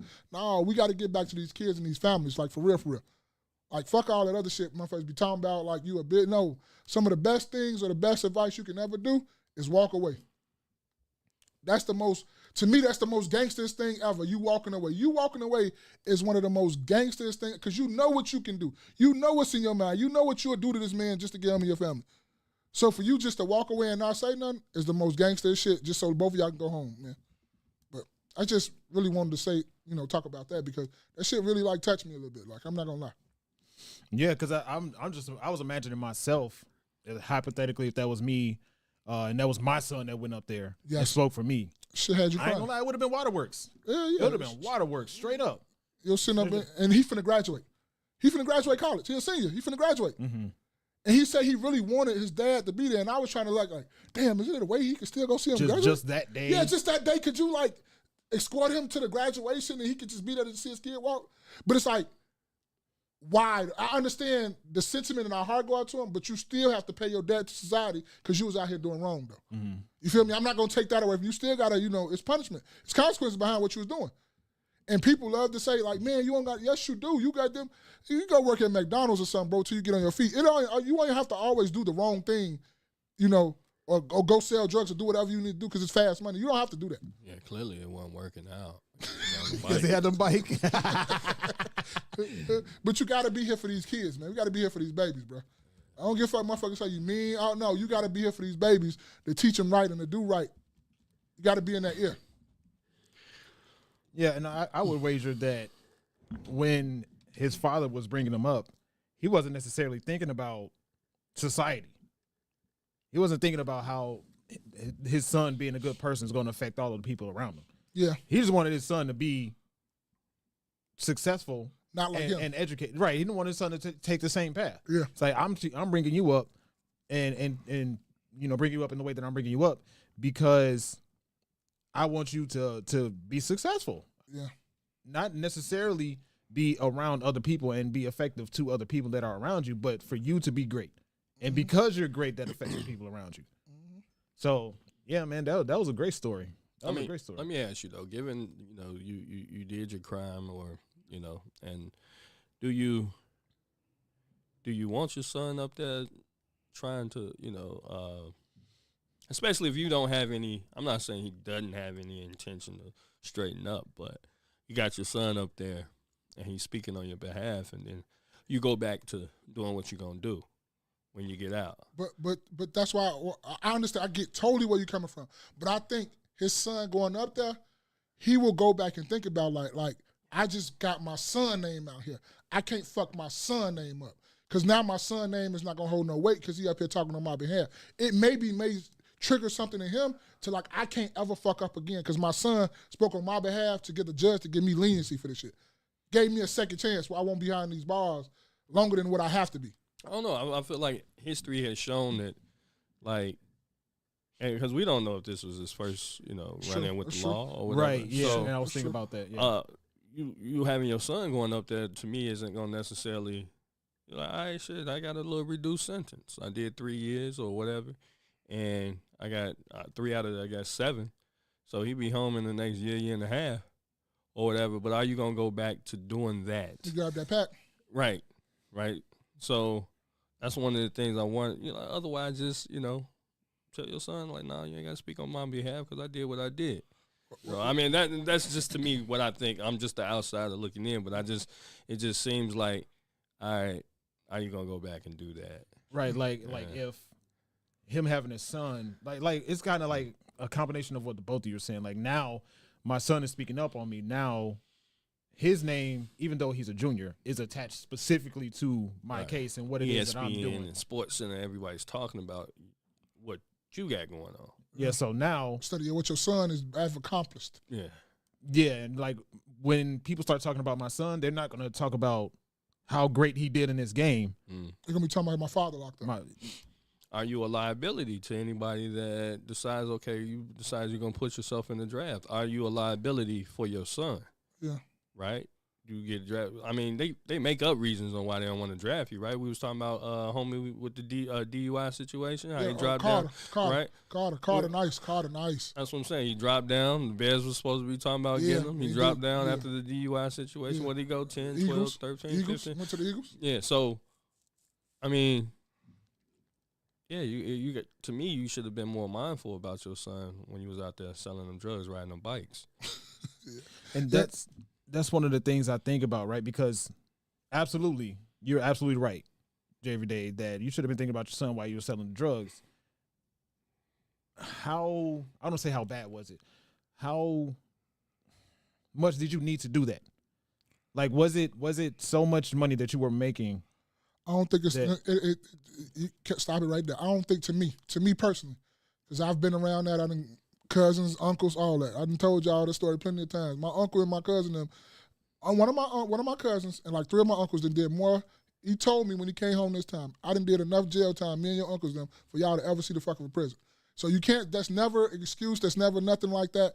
It ain't never, I don't give a fuck how bad it get. That's like you saying a woman, when it's all boiled down and your rent due, I'm selling some pussy. Why is that the first thing to come to mind? I'm not sure where you thought I was going with. No, but I'm saying, you said how bad it got. No, I was about to say how bad was whatever the father had going on that he had to continue selling drugs. Like, was there? Okay, that's what I was going. So I'm like, wait a minute. No, that's what I was going. That's what I was talking about. I'm saying like that's what I mean. Like, okay, it's one. I personally don't think it's acceptable ever to sell drugs. Yes, facts. That's me too. Some people decide to take that route because in their mind that quick money, right? Was this a situation where it was still a quick money situation for you, or were you getting good and then you started getting reckless and you got caught? So yeah, when it comes to selling drugs, man, it's always, you see, you know, we glorify the drugs, you know, we glorify the drug dealers and stuff like that, and everybody is trying to be some type of kingpin. Don't nobody want to be stuck as the middleman and so on. I mean, only a few people want to be the middleman. Mm-hmm. So when it comes to selling drugs, people can say, well, I started off doing it for my family. And that's... All right, but, judging by the clothes that you wear and the pellies that you got on and the shoes that you got on and the $150 hat that you wearing, that you're not doing it for your family. And when I watch a lot of these old, things about the crack era and stuff like that, and none of you niggas, like, okay, I always like to use these guys, right? Paid in Full. Mm-hmm. You guys familiar with Paid in Full, the movie? Mm-hmm. Right? I just recently watched that. Okay. What? I just recently watched it. For the first time? No. Oh, what? Again, boy? Yeah, okay. But in Paid in Full, right? So, what's my man's? Talking about your guy? Not Rico, the other guy. One who had his brother. Ace. Not Ace, the other one. Makai Five. Is it not? Anyway, Mitch, right? I was right. Yeah, Mitch. Okay. Rich Porter, right? Jump bum. You're right. Jump bum. Yeah. No, I deserve my. He deserved his ball. But so Rich Porter, his brother gets kidnapped. They needed $200,000, and I always was wondering, like, how y'all niggas is getting all these cars and, wearing all these shoes and got all this clothes and fucking all these hoes, and y'all ain't got $200,000 just laying around? Ain't motherfucker ain't thinking about long term. Because you supposed to have way more than that put up. You supposed to have at least a meal. So a nice M put up just in case this shit goes sour and we got to disappear. Right. So that's what I'm saying. You ain't got $200,000 just put up. You're waiting on the next re-up. You got to go flip the bird so you can go get the $200,000. Meanwhile, the new Porsche come out because that's what y'all was driving. The new Benz or whatever, BMW, Volvo. Yeah, they was driving. You niggas do that. You niggas. You know what I mean? But you ain't got $200,000 to go get your brother. Sure. So it at first it comes off as, I was doing this. You remember Biggie's song? I was doing this to feed my family. Mm-hmm. Right? Fuck all the feeding the family shit. The shit turned into greed. You know what I mean? Because you see so much money coming in, it turns into greed. And when it actually came down to and I use Rich Porter, is when it came down to get your brother, you didn't have no money to go get it. You should have hid it. Y'all niggas didn't wear the same clothes twice. So not just Rich Porter. I'm just talking about any nigga that was a drug dealer from back in the day or today and claimed that, that, I do this for, their excuses for their family. You know what I'm saying? You sitting on 36-inch rims. I do this for my family. Get the fuck out of here. Your mama still living that same roach-infested crack spot. And guess what? You ain't even bought a building. You could have bought the building. Could have bought the building, the block, all that shit. All that. I do that. You niggas sound like rappers. You niggas sound like all these other niggas that be. I do this for the family and. Wait. What you talking about? Like what? Like people who make a lot of money? They mask their greed. They use their children to mask their greed. Yeah. Nah, we was going back and forth with that. I don't believe that. I would say that for that, but I wouldn't say that for because I think what you're getting at is the selling of drugs and you started getting on all flashy stuff. Yes, but when people work in CEOs of companies and rich people when they keep working CEOs, I was just saying rappers. Oh, okay, right. Okay, that's different. Because we was talking about Stephen A. Smith, wasn't we? I don't remember specifically. It was Stephen A. Smith. I remember the conversation. I don't remember. It was Stephen A. because we had a clip about it. It was Stephen A. Yeah. So you just So Jerry Day, you just talking about. I'm talking about rappers? Anybody that exploit the fucking community. You know what I'm saying? It could be rappers. Okay. So it could be cool. It could be the CEOs. Well, if you're exploiting the community, right, and talking about you're doing this to feed your family, and then turn around and exploit the community, get all this money. And then some shit, your shit bottoms out and you have problems. Don't turn around and accept no sympathy from me. That's your son. I mean, he's supposed to sympathize with you. I'm not. Good luck to you. And I remember us talking before as well about when we were rappers or drug dealers, whoever, when it comes to return to school and when it comes to Thanksgiving, they pass out backpacks and then Thanksgiving they pass out turkeys. Yeah. What good does that do if for the rest of the year you're selling drugs to the community and destroying their fathers? We talked about that, yeah. What good does it do? Like, yes, it's a wonderful thing that this was a product. His son is the product of his son didn't veer left, like you said, Ma. His son didn't veer left and say or try to pull a Tariq St. Patrick, try to be like his father. At the same time, it's like, yeah, you were destroying people around you by selling drugs. So I 100% agree with that. That's abuse that tax write-offs. Yeah, man. So, but that particular story, yeah, it's like you want to give empathy for him, but like Jerry Day says, like, bro, come on, man. And I sympathize with a lot of people, but it's like I sympathize like we were saying the other day. What's the question I said last week about Grace? Like how people much, deserve sympathy? Yeah, no, like how, and it's a limit to it. Cause I'm on to like I got you for the first time. Second time I'm looking at you like what the fuck. Third time I get the fuck out of my face. Yeah. Cause how many times that's just like a woman, you have one baby. Okay, that's cool. You have two. Bitch, what the fuck you doing? 3, go ahead and get the fuck on. I ain't trying to hear that shit. Mm-hmm. You feel me? Yeah. And it's like I got sympathy for you, but you steady going to do the same fucking mistake. Like how much sympathy or whatever we supposed to have for you? Yeah, I agree. Yeah. We can go ahead and get to the next one if you want to, and then we're going to go ahead, for to go dive into that. So, you guys got anything else you want to add to that? No, I'm cool. I'm done. Do the next video. I had one more video. Okay. Oh shoot, I just clicked off of it. This one right here? Yep. You already know we was gonna do this.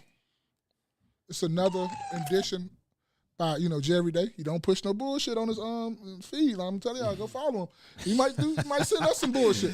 But when it comes down to his feed and his live, his reels, we're not pushing bullshit up there. He's not gonna put that out to the community for the bullshit.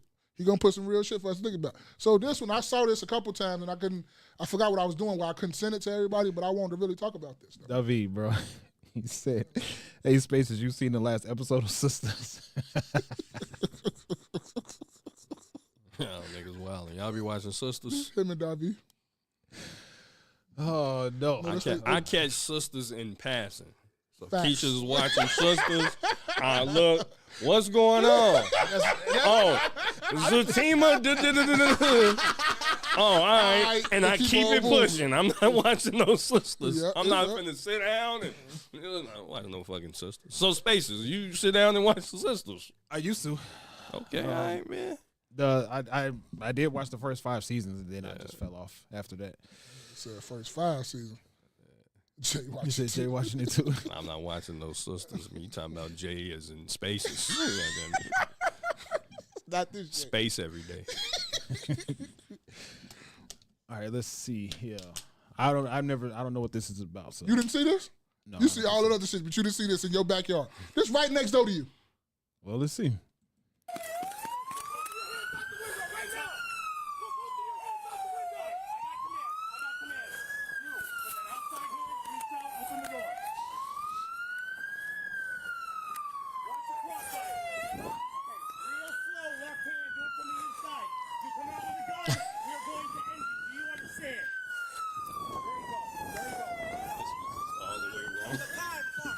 What?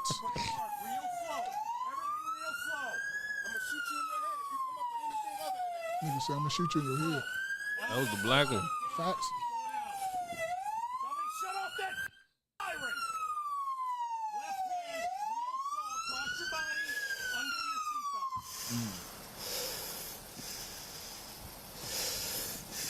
Bill, I got you. You look at me and nobody else and do what I say. You'll be okay. Real slow. It's two angles. He's gonna try to do another angle after this. You guys got cover? Got cover. I got you got it? Wait for me. Wait for me. Walk back to me real slow. Real slow. Real slow. So the officer right there, the black one, he tells the person driving the Atlas. I believe he's driving the Atlas. Yeah, it's Alice. He tells him, "I'm gonna shoot you in your head." If you do anything else, we come up. Keep going. He got his angle. Wait, real quick. Is it the driver of the car? Is that person black? He's black. This happening, for context, if you can't, because we can't really hear it, but for context, is in Woodridge. Right? So it's in Woodridge, Illinois, which is a suburb right outside Chicago. If you're familiar, western suburb, southwest, kind of in that area, right next to Bolingbrook. And the guy, the driver of the car, he got identified by the police. It's supposed to be, first of all, it's supposed to be 2 occupants in the vehicle, right? They're supposed to be driving a black Keep going. T-Gon. Yep. Right? Which is a Volkswagen, but a black one. Okay? And all the plate numbers, the police officers had the wrong vehicle, the wrong color, the wrong amount of occupants in the vehicle, and the wrong plate. And they pulled them over like this. It was supposed to be 2 people, like you say, 2 people in the car. Only thing that matched the plate was the CN. Yeah. One was CN7, the other one was CN4. What the fuck you get? And this is not even a car. Yeah. It's not the car. You got 4 out of the 6 wrong.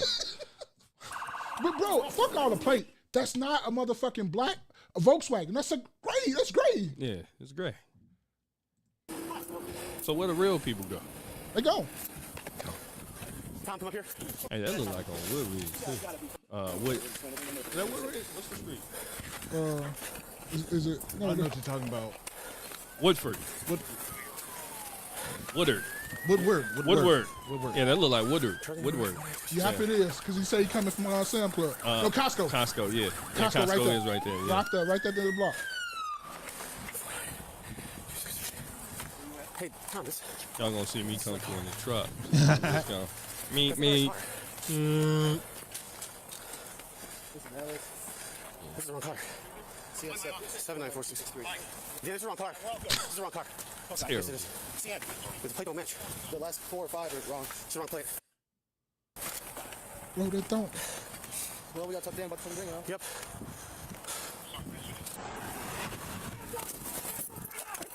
That's the black officer. Yeah, this is. Put the window down. Put the window down. Put the window down. Put the window down. Put the window down. can see how people get shot and scared because you don't know what the fuck to do. Everybody's saying something. Guns pointed from different directions. But pause it. You roll it up. You put it down. I'd be so confused. But Jerry, just imagine us, bro, because we got what we got in the car already, and you get pulled over like that. Like, what's the protocol? What do we do? We'll hop out like Cleo. No, hell no. But to me, but to me, what I'm doing though is I got both of my hands out the window and I'm telling them, you come unfasten me. You come do. I'm not doing anything. I'm not making no moves. Period. You come open my door. You come fasten me. And I'm not even gonna tell him I got my gun in the car yet until he come and he grab me and he get me out the car. It's always that person in the comments though that's gonna say he wasn't listening. So you could do all that. Something happened. He didn't obey the officer's demands or commands or whatever. But go ahead, finish playing that one though. Watch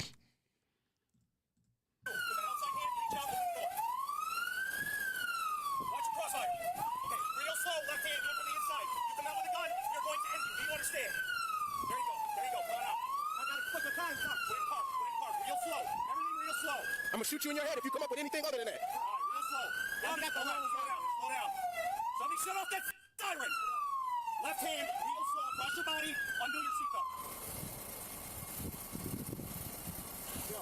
I got you. You look at me, nobody else. You do what I say, you'll be okay. Real slow, come out of that car. You guys got cover? Got cover. I got face away from me. Face away from me. Face that car. I don't know, man. I feel like that black officer DEI. Might be. Gonna have to go ahead. It is Woodridge. Right. In a predominantly white neighborhood. Yeah. If he was gonna be in Woodridge patrolling, he's supposed to be off 75th, between 83rd and 75th, right there. You know what I'm talking about? Right next to Bolingbrook, butted up right next to Bolingbrook by the water park. That's where he's supposed to be at. Where the niggas is at. I know niggas, and I know where they stay. Go ahead, finish. I want to just watch the end when they let him go. Yeah, look how the white officer talks to it.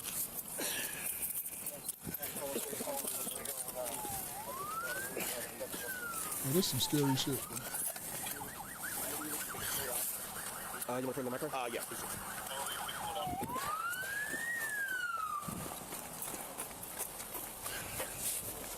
Have a seat. Just bring more of our interviews. I got you. Not a word with him. Don't explain what's going on. Don't ask him no questions. Good? Gotcha. Okay. All right, yeah. No, interview room. Put him by my office. All right. Sam 20. We're up to the PD 1 mil 95, starting mileage 106972. Why y'all put him in the car to go there?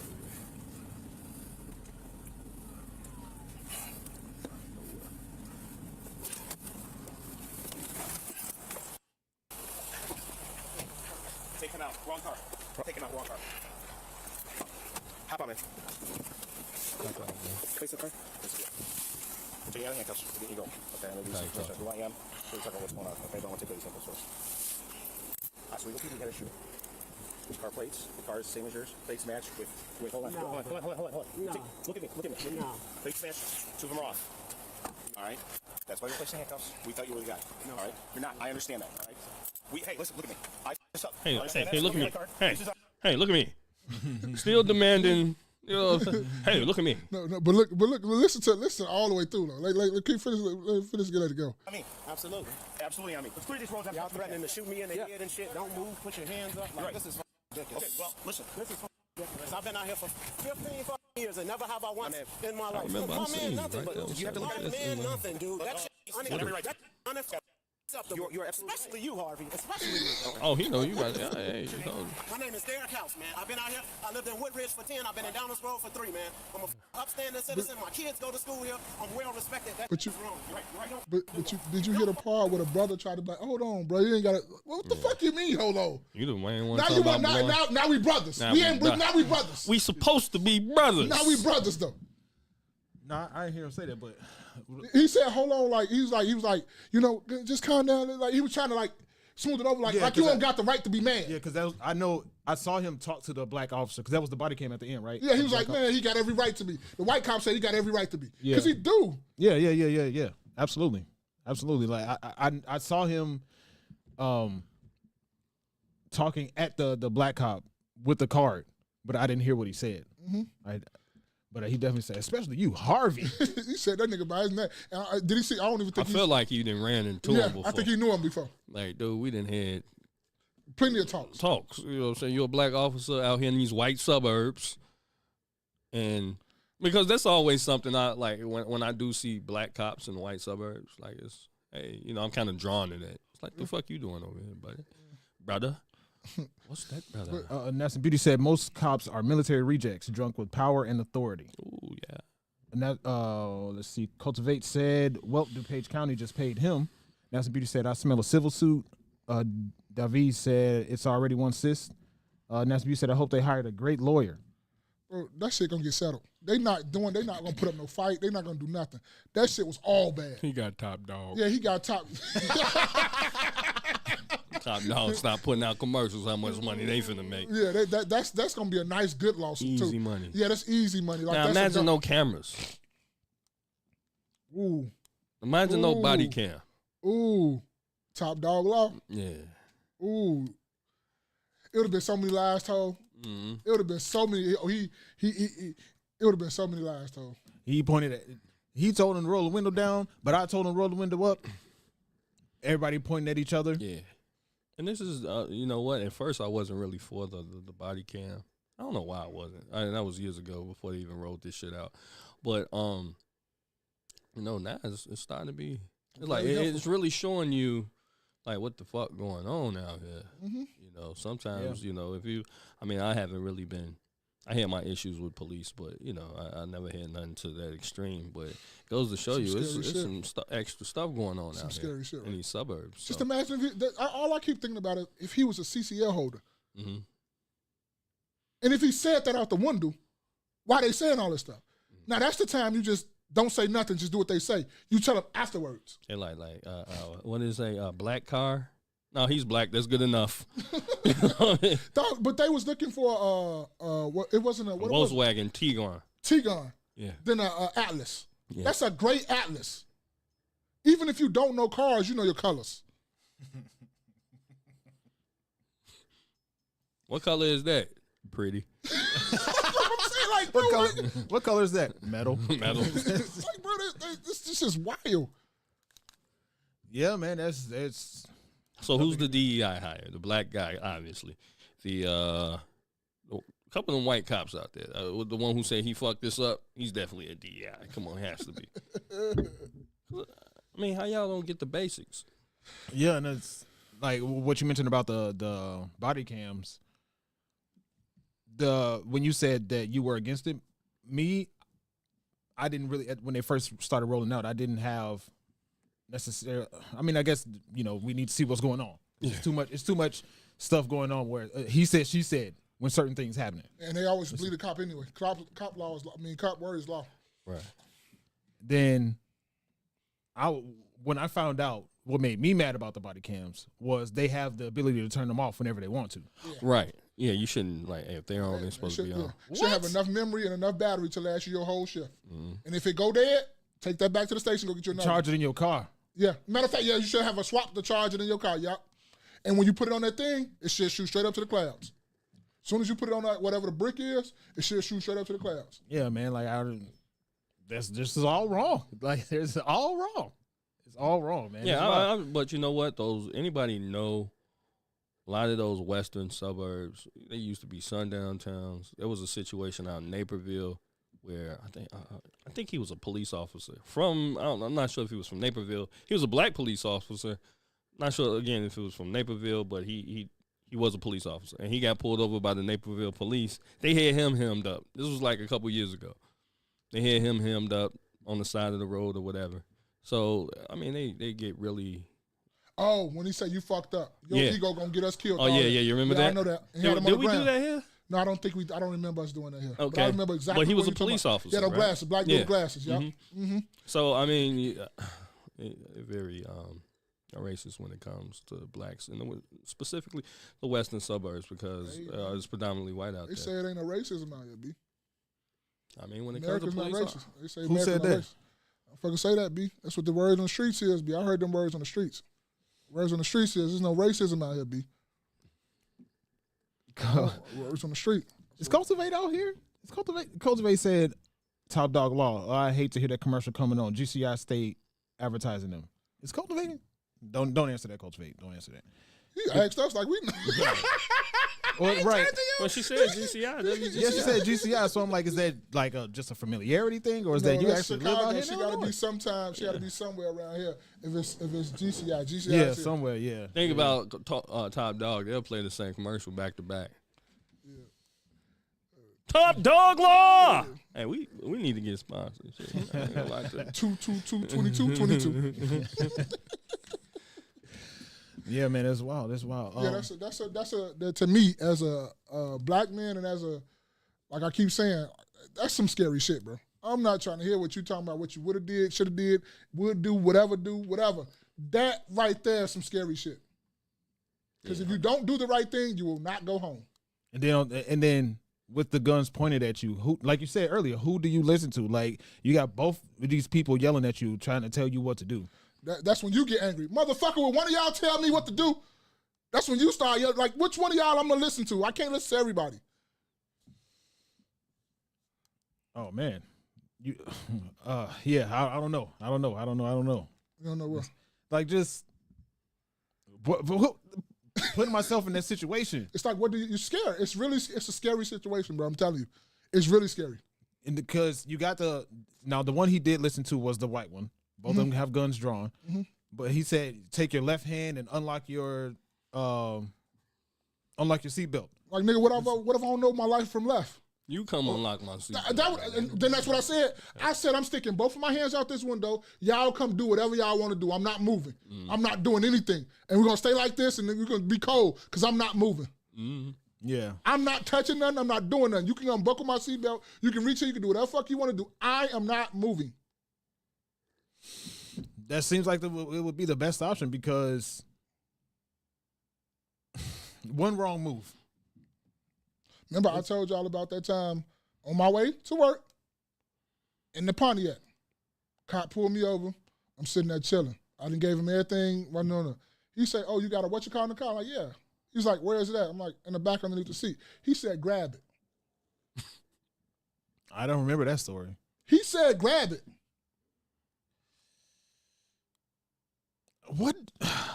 What up, cuz? I'm my cousin right there. What's going on? What's going on? I got a good family in this bitch. Appreciate you for being here. Let's go. Cousin every day. Cousin every day. Cousin every day. But no, he said, "Grab it." I looked at him like, "What?" He said, "Yeah, let me see. I'm like, "No, I'm not. What? It's under the seat. You can't see. Wait. Bro, I want to call the police on the police. This nigga tripping." That's crazy, bro. He said, "Bro, I'm not over exaggerating. I'm not lying. That shit shook me the fuck up on my way to work." He said, and I had on. Mm-hmm. Bro, that all in all, I thank goodness for body cam because all of the footage that we just watched was body cam. Yeah, and I can almost guarantee you go through the comments. There's gonna be one person that's gonna be, that is going to be that person. Yeah, you can just scroll down. I'm sure. Like, could you just let's see? Come on, guys. Guy almost died because a cop can't read. Meanwhile, the real suspect probably drove right past the police. Yep, facts. Did that cop tell him he would shoot him in the head? He gonna get fired though. You a DI hire anyway. Which is crazy. The one black cop that you got on the force is the one to get fired. And we've been trying to get your ass for a long time. We've been trying to get your ass for a long time. Our DI hire. Oh man, DHPX said should have asked if his body cam was on. That's a valid question, I think. And I wanted to get that shit over with. Like, let me just go. Oh, you talking about you talking about me? Yeah, you talking about me. Okay, I thought you were talking about. He's trying to but what you need to do too, and I will recommend too, and my homies say this about all the time, is you need to get a dash cam in your own car with audio and shit. Yeah. And upload that shit every time. Press that button and upload that information up. That shit save you a lot. That's the new move anyway, because these people acting stupid out here driving, just driving wise. Bro, I was in a parking lot. I was trying to back into my spot, right? Mm. I pull up You know, I turn the car and I'm about to start reversing. This dude on the bike ride past me, behind me, as I'm moving my car backwards into the parking spot. Yeah. You know what it is, though? That's ignorance on their part, because I teach my son this, right? Because you walk through the parking lot. And people, to me, don't look at people brake lights and reverse lights.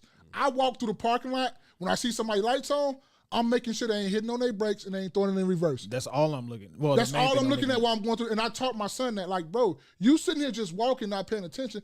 Look at people lights when they on to see if the reverse lights is coming on, so you won't walk through the back of their car. Right. Yeah, and I don't think the person looking at me, because you guys know I got tints. Yeah. I don't think the person looking at me, because I was looking at them to see if they looked at me. Yeah. But you can't see because everybody mostly got tints. Yeah, I walk like I drive. So the way I drive, I pay attention to people's speed. You know what I mean? Like, I consistently pay attention to people's speed, what they're doing, what's going on. I mean, I'm just a driver. I'm a natural driver. That's what we do. And I walk like that, too. So I'm paying attention. If I'm not on my phone, if I am on my phone, I'm kind of still, You damn near fucking up at the million Texas. Yeah. They're about to edit all that shit. Yeah, I know you guys done seen, like, why is he always edit? Through that all the time. I'm always doing something. I'm always fucking up words. So, yeah. But I try to teach my son that right there. That's one of them lessons right there. Pay attention to your surroundings, man. Yeah, always. But that's a crazy video right there. That was I felt this pain too. Well, I would have been going off when they was taking them handcuffs off. I would have been cussing.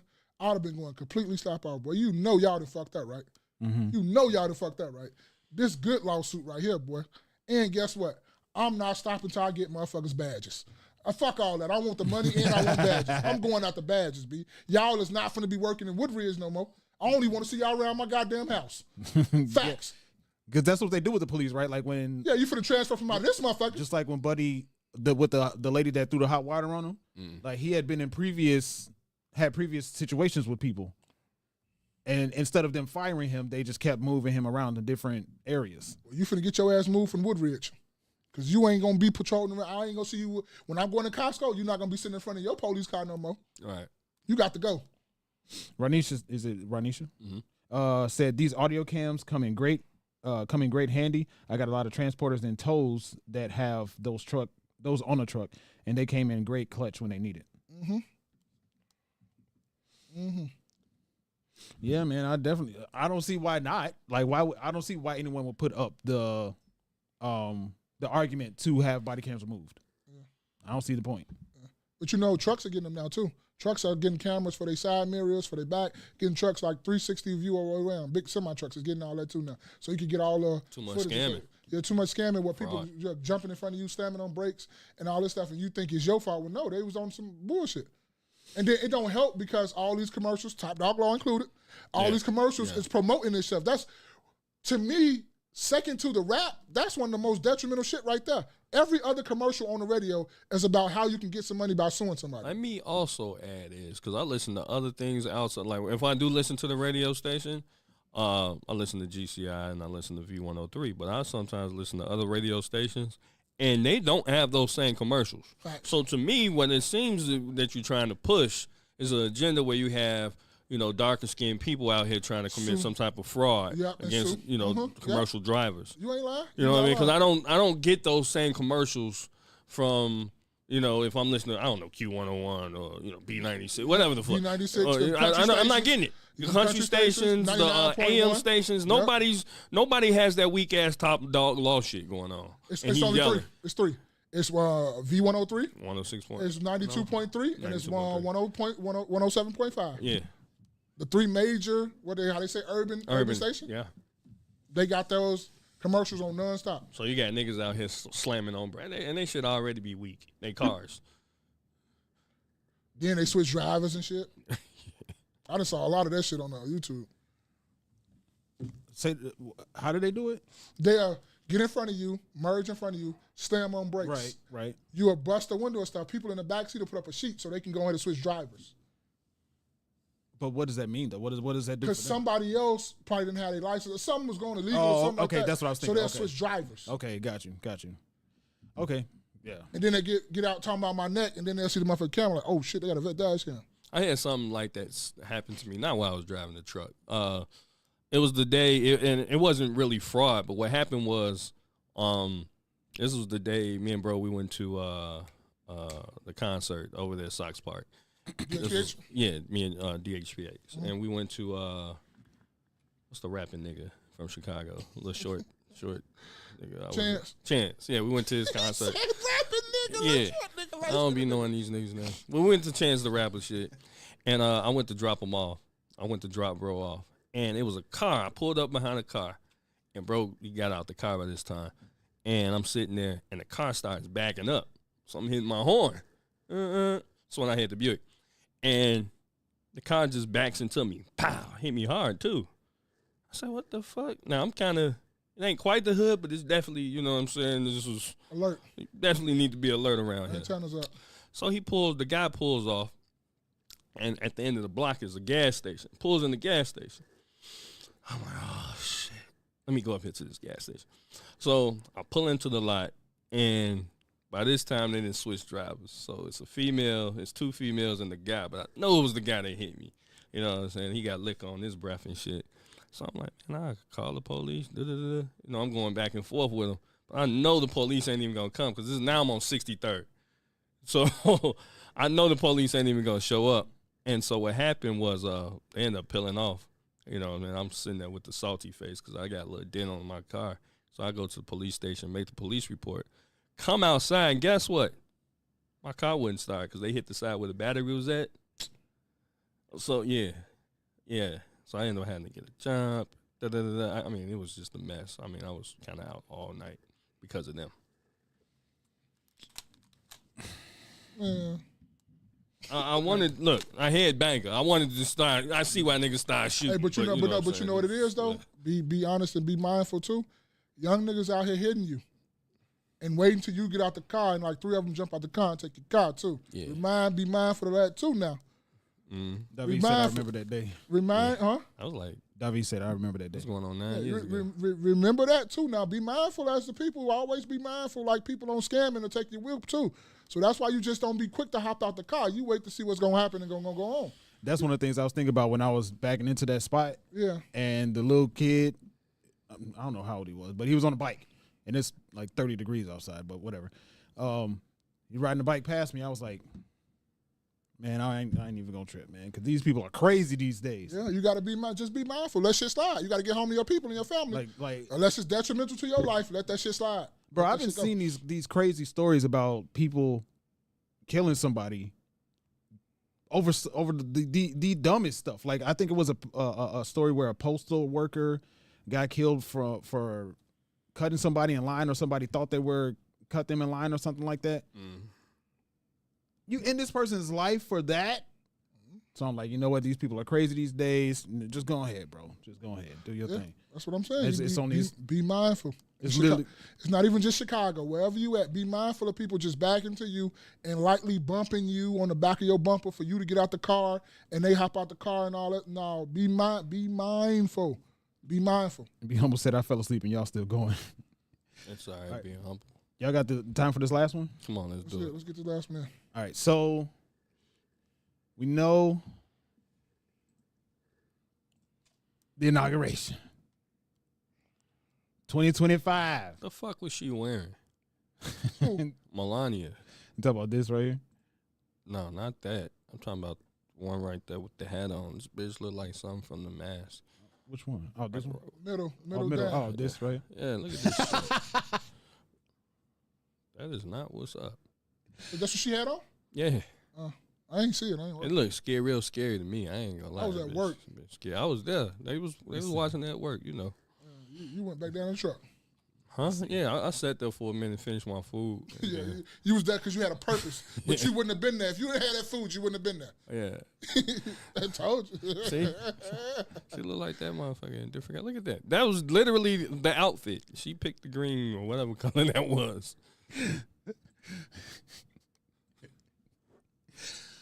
So you know the inaugural speech was 30 minutes long. So.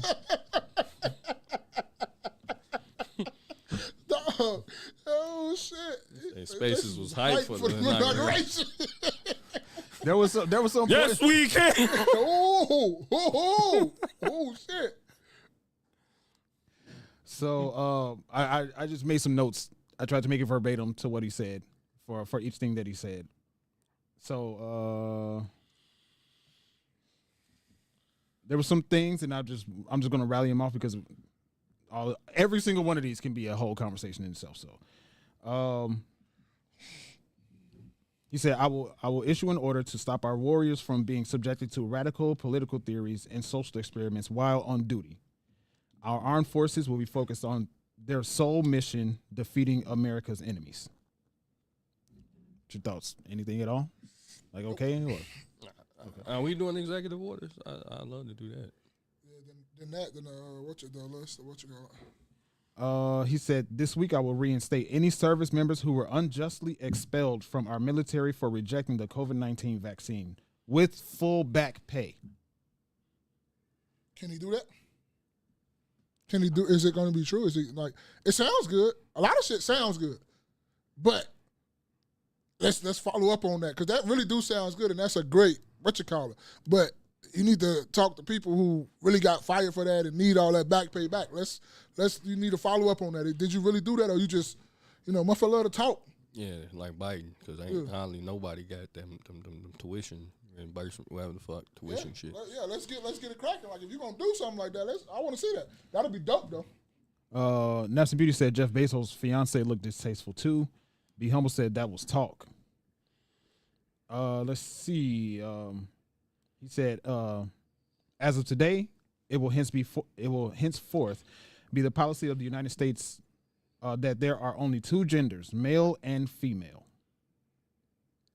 I ain't got no problem with that. Let's go. The thought talk. What you mean social by that? media, they went crazy with that one. What you mean by that, man? It's more than two genders. What y'all talking about? Oh, all right, that's between you and God. We gonna run the tape back. That's more than two genders. All right. David said it as it should be. You can't tell me what my gender is. As it was. So you mean to tell me when the men's bathroom is taken up and I can't no longer be like, I identify as a woman. I can't hit him with that? Hey, I ain't gonna lie to you. Because I've definitely done that. Motherfucker was standing right there. Driving on 60. Well, I identify as a woman. Driving on 65, I'm not gonna lie to you. And don't get mad at me, get mad at the industry I'm in. It's women in our industry, but it's not as much women in our industry as men. I go to the women's bathroom at the Welcome Center every time, and it's clean too. Every time I stop there to use the bathroom, I go on the women's side. I'm not gonna lie. It's quiet over there. Hey, it is. And it smells good too. So I use that all the time. Dang. So I was gonna pull up a video. I was watching Poor Man's Podcast, and he he did a compilation, and one of the videos in the compilation was of a person that looked a natural born male that changed into a woman, and that person was bragging about how they got female registered on their license. What state is that? Loophole. I think it was in Florida, if I'm not mistaken. I was trying to find the video just now. Hey. Yeah, he said Florida. Hey, still home. Tranquilo. home and transients. Hey. Tranquilo. Just slow down just a little bit. Just slow down. That's all I'm asking. Just slow down. Dang, I was shocked. I heard that too, be humble. I don't know how true it is or what, if it is true or not, but I've heard that too. What happened? By him telling the Air Force to stop teaching about the Tuskegee Airmen. Oh, okay. Yeah, he's been that, like we were saying in the chat. That pen, he gonna need another pen by the time he gets. He ain't need another pen. He gonna dip that motherfucking ink. He ain't running out. Let me see, but let's see. He said he will end the government policy of social engineering, race, and gender into every aspect of public and private life. He forged a society that is colorblind and merit-based. That goes along with what we were talking about with DEI earlier. That'll never happen.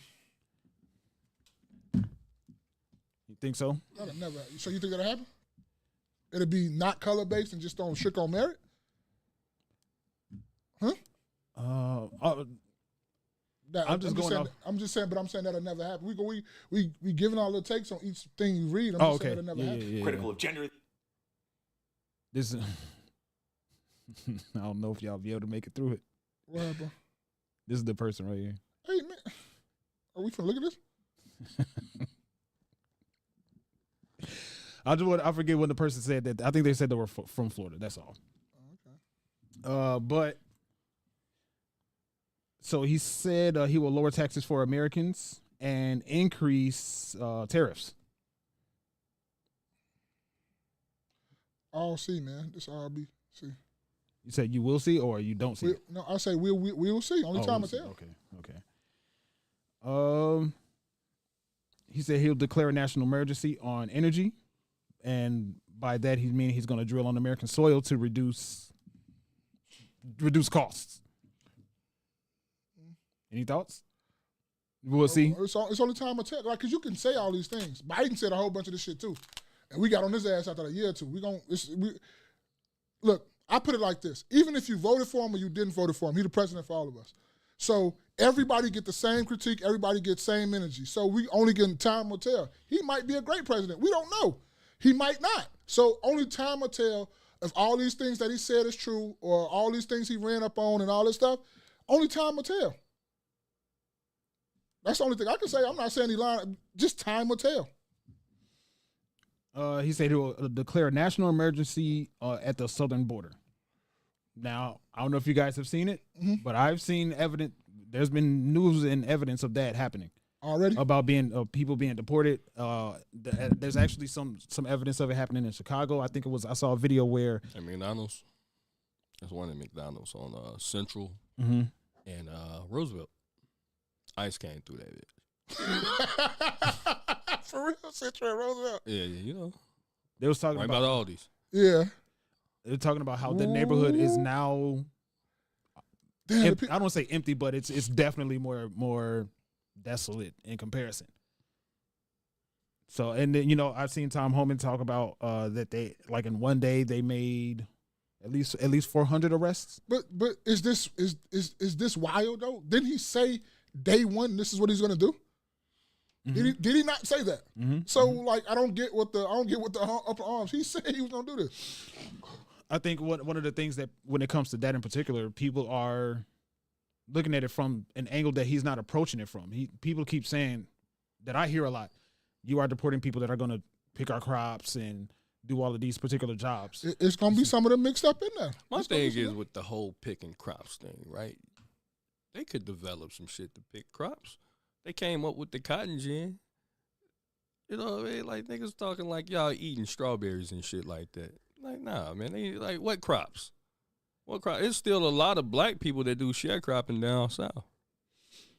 A lot of black people in Mississippi, Arkansas, those states, right? Specifically those states, they still do sharecropping.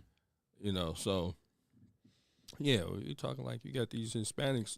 You know, look, good luck to you. You know, but we can't keep financing all that shit. That's the beauty said. He said that the most dangerous are getting deported first. And it should be. And there was a video of a dude that was, I think he was a Haitian dude, I think they were saying. And he was saying like F Trump and Biden, Obama, thank you, and all that stuff.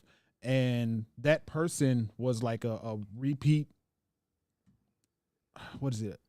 He was a repeat offender of breaking the law of like like violent laws.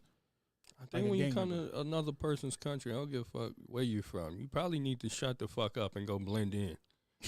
Like, just go, you know what I'm saying? You didn't, however the fuck you done got here, just go somewhere and shut the fuck up. Don't be out here trying to speak out.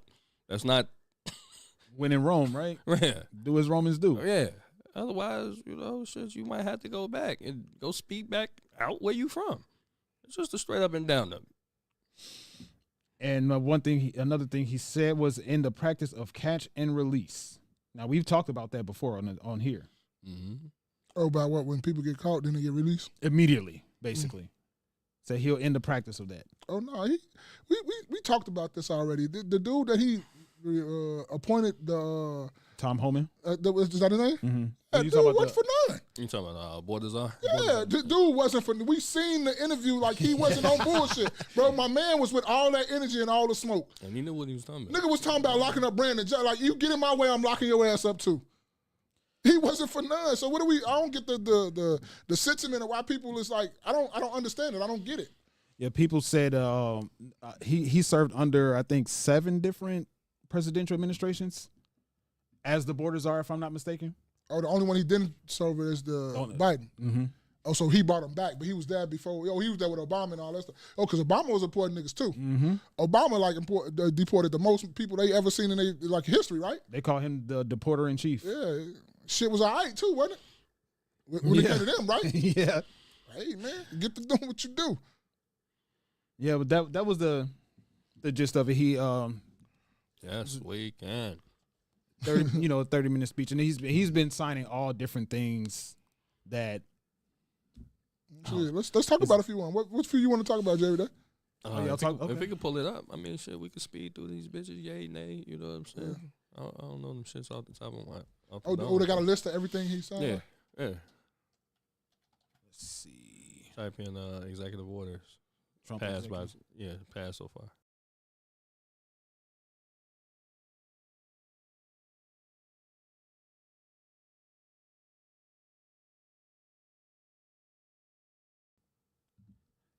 Okay, let's see. Be Humble said he been signing Project 2025 things. Let's see. List. What is okay? NBC.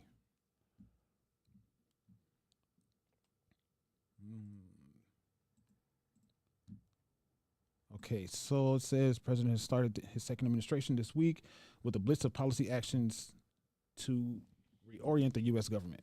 His executive orders range from trade, immigration, U.S. foreign aid to demographic diversity, civil rights, and hiring of federal workers. Some have an immediate policy impact. Others are more symbolic, and some are already being challenged by the federal lawsuits. Let's see. This isn't it.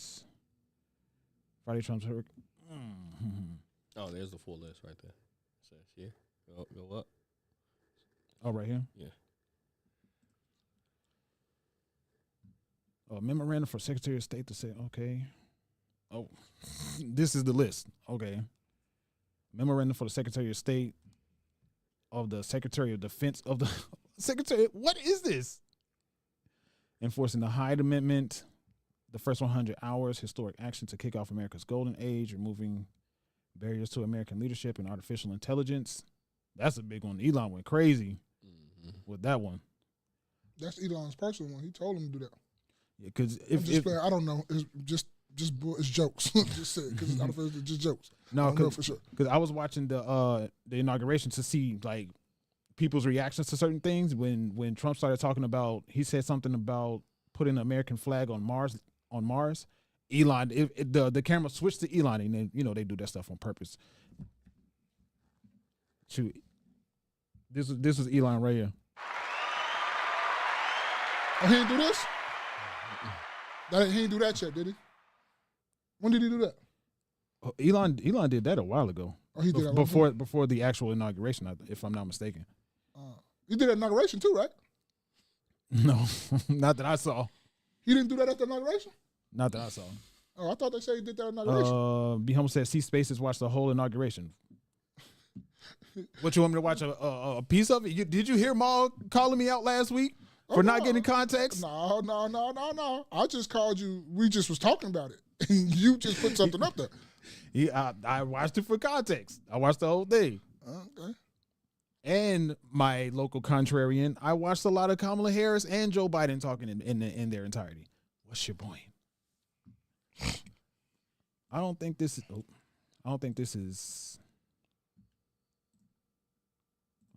it though. What we're looking for. Executive granted clemency for Terrence Sutton. I don't know nothing about that. Designation of Ansar Allah. Let me go back. Let's see. Go back. Go back up. No, just go back to the original page. Even not that one. One more. The search page. and just hit the Wikipedia joint. It's okay. Facts. Oh, I actually saw this. This was it right here. Mm-hmm. On his first day in office, 47 President Donald Trump issued executive orders which rescinded many of the previous administration's executive actions, withdrew the U.S. from the World Health Organization and Paris Agreement, rolled back federal recognitions. I wonder what's that. The who? The U.S. withdrawal U.S. from the health administration. I wonder what's that. That was the shit during like COVID. Oh, so the same thing he withdrew first that fucked us up, he withdrew it again this time. Yeah. Okay. They started who? And the Paris Agreement. Yeah, and I don't know nothing about the Paris Agreement. Roll back federal regulations and protections for transgender rights. They're going to go crazy off of that one. Froze new regulations. Froze hiring for federal workers. Founded the Department of Government Efficiency. Reaffirmed the existing constitutional right to free speech. That was one of the big ones. I don't think I wrote that one down in my notes, or maybe I just missed it. Where was I? I lost my spot. Free speech. Reversed the withdrawal of Cuba's designation as a state sponsor of terror. I don't know nothing about that. Reversed sanctions on Israeli settlers. Roll back the policy on artificial intelligence. Reversed the family reunification? Reunification task force. It's kind of blurred to me. Mm-hmm. And task force. Pardon all January 6 rioters designated. It's crazy work. No. Work. No. It's crazy work. No. That was kind of what you getting pardoned for, y'all. No. I say one thing that important. I don't think that was. Me and Spacey had a long argument about that. Did y'all? Yes, we did. Damn, I must have missed that. Boy, y'all argued about this shit. I told him I just quit. I quit.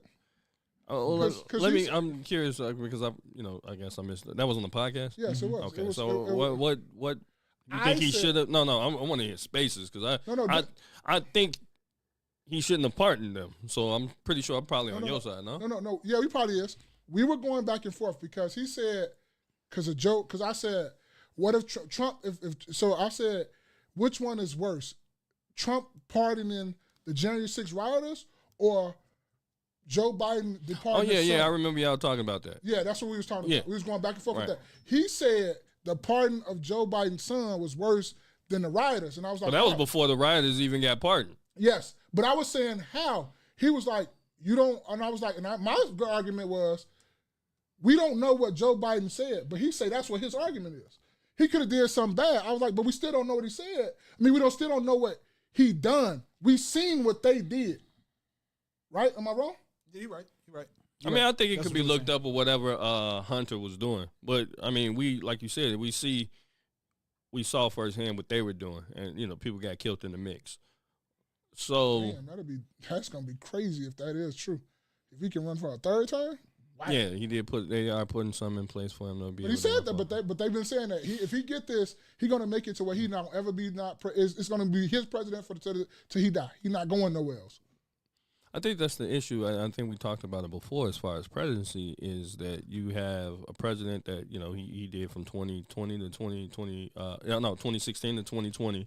Right, and then you get Biden that comes in, and he kind of unravels everything that Trump did between those 4 years. And then now we got Trump again, who's unraveling everything he did. Like, you guys do a big back and forth. Yes. Right, so we really get nothing done. Yes, that's a fact. It's like everybody just poo-pooing on each other. Yeah. Two white old men trying to see who nuts is bigger. That's all this is. Yeah. Two old white men who trying to see who nuts is bigger. And both of y'all got prostate issues. So, yeah, I look at the results between the both of them. What you mean? Between how life was, 2016 to 2020? You're not going to know until a couple years ahead, though. All this stuff that we're going to see now is really going to be kind of from a little bit of Biden. Because stuff don't really go in effect and go in the thing. Because like all the stuff that you say Trump did, that was Obama. Obama signed all that stuff in the law, and it started to turn effect when Trump was president. So now Trump was president, and all that stuff was kind of going in effect while Biden was there. So now it's reversing back and forth. That's what happens, bro. It don't just because the president become and the year he in, everything changes. No, that's not how this works. It takes time for it to go implement into society and stuff. I was talking about when 2016 through 2020, when Trump was president, compared to 2020 to 2024 when Biden was president. I'm saying we know them by their fruits. We know them by the results.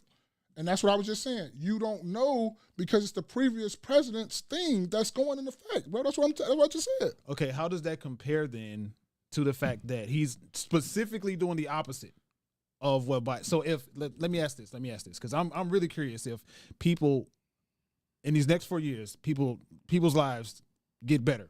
That things are cheaper, people have more money in their pockets. If they will say, "Oh, that's because of Joe Biden." He's specifically doing the opposite of what Joe Biden is set in place. And I'm telling you, and I've been gonna keep saying it. You can ask anybody. When the president come in, bro, after so many years. Okay, let's go this. When Barack Obama first got in there, his first 2 years to 4 years was like shit. We was in a recession, and all that wasn't Obama, but he just took on what George Bush did. But then, like year 5, 6, you started to see this shit change around. The economy was starting to get better because all this shit he had to reverse. That's what I'm saying. It's not going to just happen overnight and in 1 or 2 years. It takes some time for it to go into place. That's all I'm saying. Okay. Nelson Beauty said, at the end of the day, we're still black in America. That's a fact. Be Humble said they're working on the bill so Trump can run for a third term. That's wild. The son was only, he's talking about Joe Biden's son, the son was only on drugs and bought a firearm. If that were the case, then he went in to pardon him for the previous 10 years of his life. We got Google. See what he said about Hunter Biden. What did he do? Because what did Hunter Biden get pardoned for? Let's see. Biden do. Let's see. AP News. I like AP News. They're non-biased. Let's see. Biden pardoned his son Hunter despite previous pledges not to. Let's see here.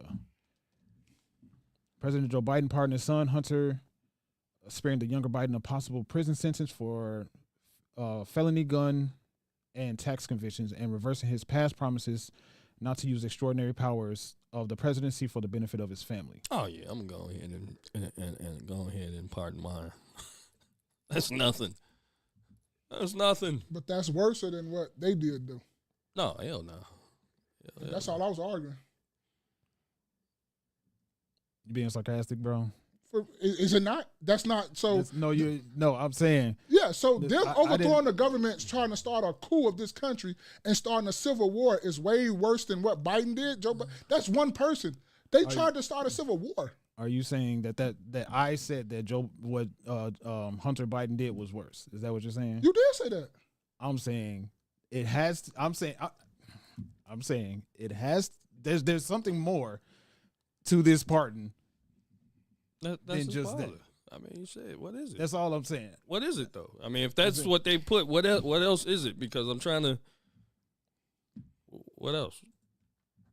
I mean, will we ever know? Because it's pardon now. And that's my point. That's what I'm trying to get at, Spade. That's my whole point of us going back and forth. Because you study trying to say, oh, what he could have did. Okay, where is it? That's the only thing we can keep looking up and we can keep finding. It don't matter if it come up or not. But we actually saw the January 6th rioters up here beating up police officers and trying to overthrow the country. Only thing I would say, if it was like some espionage shit, then I'd be like, nah, he shouldn't pardon his son for, espionage. But outside of that, it's like, dude, all right, a gun and some tax shit. Most of you niggas don't run in PPP scams anyway. There's something more. But that I've read things about him potentially having dealings with what's going on with the war in Ukraine.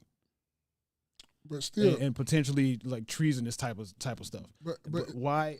My question is, why would he need specifically a 10-year not espionage? Yeah, a 10-year pardon for just tax evasion? Okay, even I'm gonna say everything you just said was true. He did that shit in another country. We stand fucking America where they tried to overthrow the government. That's still worse to me. That's what I'm talking about. Even if you can put everything you want to on Hunter, you can say all that stuff to me. Keep saying it. But to me, what they did of trying to overthrow a government and start a civil war is way worse than what we ever thought. Do you know what the ranks of a civil war is? Do any of us and black folks have enough guns to fuck with them when it comes to them doing a civil war in this country? We're gonna die, bro. We don't have enough weapons for them. We don't at all. We cannot fuck with them when it comes to that. Not one bit. We too busy shaking our asses and worry about what's going on with the Diddy case. Ain't none of us ready for that type of heat. Point blank, period. So to me, that is way worse than anything Hunter Biden could have done, in my opinion. You think if a civil war breaks out, it'll be white versus black? Nah. You might have a couple black people over there, but you ain't gonna have a majority of them over there. Look, the only reason I'm asking is because, like, when you mentioned civil war, the first thing you said, we black people don't have enough to. We don't have enough to. Hold on. You keep interrupting me. I'm asking this genuine question. If civil war breaks out, do you think it'll be specifically black versus white? Yes, it's gonna be. Yeah, it's gonna be pockets of that. What you think it's gonna be? Will it be pockets for? Okay, it's going to be large pockets. Large pockets of, you're going to have majority. Okay, if you want to break down, because I know you like numbers and percentage. If you break down numbers and percentage, you're going to have 20 to 30% on that side with them. But the rest of this, us over here, the 70%, don't have enough to fuck with them.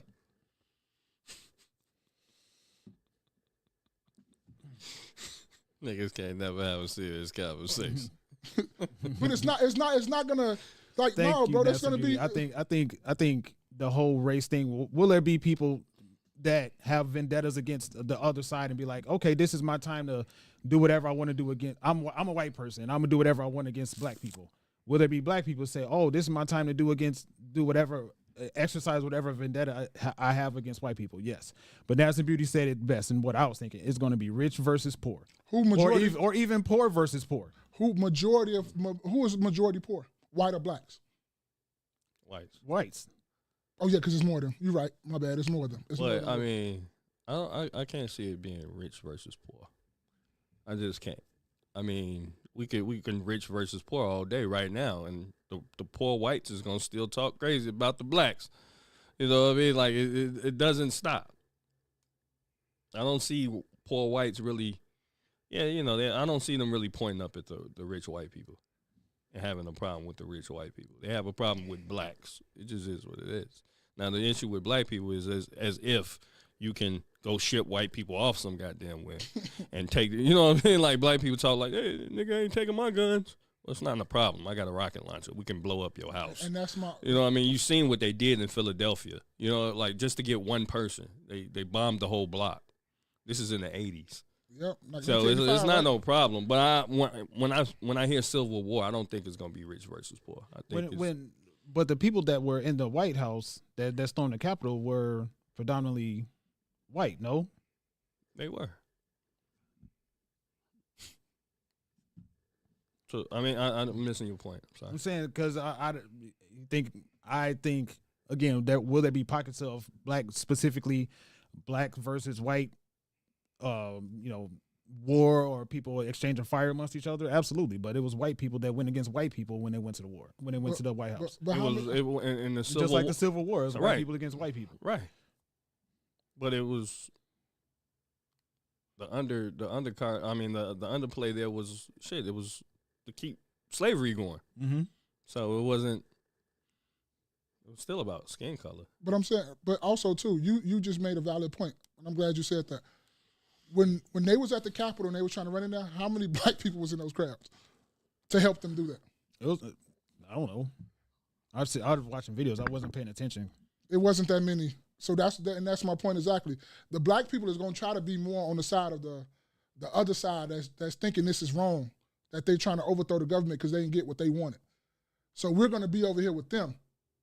And that's all I'm saying is like, you because the way you study saying it and the way you study putting it off is like it wasn't really nothing. Like that was a spring bling thing. Like they was at the motherfucking Daytona Beach throwing beach balls and the thing, because that's the way you coming off with the Hunter Biden thing with the January 6th thing. That's the way I'm taking it. The way you're saying it is like it wasn't really a big deal, like the media was saying. No, it was definitely a big deal. But I'm just saying that's the way Spaces is coming off of it. It wasn't a big deal.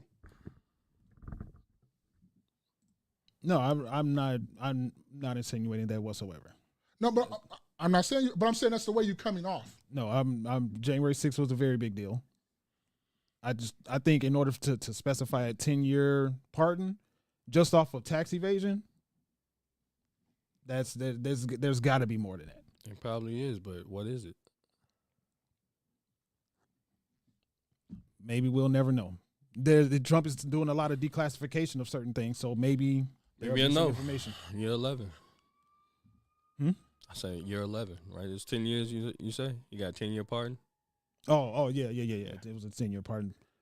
So, but the only thing to me is that I just don't think one person who did some shit that we don't even know about is way worse than the motherfucker trying to overthrow the government. Like that's, to me, that's crazy and really like that's wild. Be Humble said drug addicts buying a firearm is a federal offense basis. Yeah, right. No money here too. You say right no money is. Yeah, right no money is a federal offense. Okay. But that's all we got for today, man. Y'all got anything else y'all want to add before we go? Yeah. Is this mesh? Yes. Mesh time? Oh, you about to give us some message? You know what, man? I just wanted to read something, right? Because this has been kind of on my mind, right? You got something else before you get the mesh? Yeah, you got No. A mesh. I thought, okay. So I was riding back with my cousin. She's in the party, and because we went to go see my other cousin, her brother, down in my cousin, my other yeah, cousin. yeah. We was riding back from Indianapolis, and it's something that's consistently kind of coming up, especially of late. And I wanted to read these lyrics, right? It's about grooming and stuff like that, and kind of like pedophile, if you know what I mean. And this is Keith Sweat, Right and Wrong Way. Real quick, we got the freedom of speech now, so I don't think you gotta. Oh, that's all right. I'm gonna keep doing that. You never know how this shit gonna go. True. Right. So Keith Sweat says, "You may be young, but you're ready." What do you think about that? I don't got no comment. No, I mean, what's no comment? I mean, this is a conversation. This is real talk. Okay. You may be young, but you're ready. Who do you think he's directing it to? Shit, that's a 16, 17 year. 16, 17 year. You're not a little girl. You're a woman. What 16, grown man? 16, 17 year. You about 40, right? Yeah. I'm about 40. He said I'm about 40. You nearing 40. He about 35. Right? He 35, right?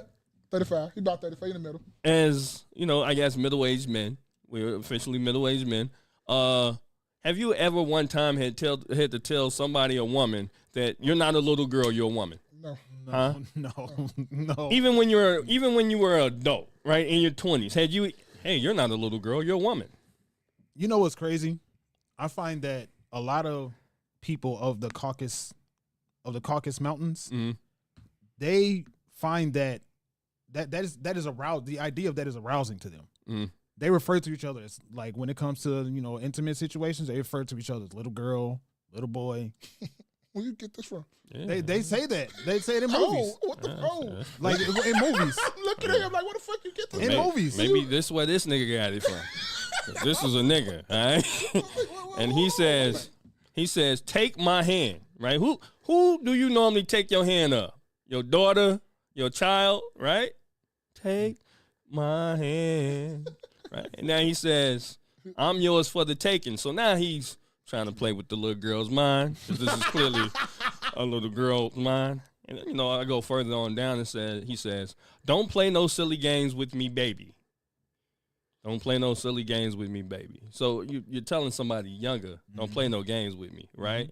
And then, just to kind of summarize or wrap this all up, he says, or at the end of the song, the line is, no more daddy, little girl. This nigga just fucked up. I got now, Keith Sweat on my playlist. Now, I mean, the song's a jam. It is. I'm not gonna lie, it's about. Right? So, but he was like 26 when this came out. So I can imagine them old niggas would pull up to high schools and probably grammar schools and had this bumping, in a Geo Tracker.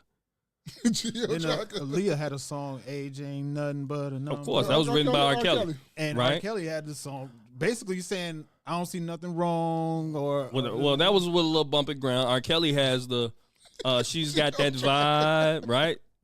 It was some other songs that I he got, but in she's got that vibe. R. Kelly says, "Little Aaliyah's got it," right? So who's got that vibe? Little Aaliyah's got it. He says that. I feel dirty, B. Right?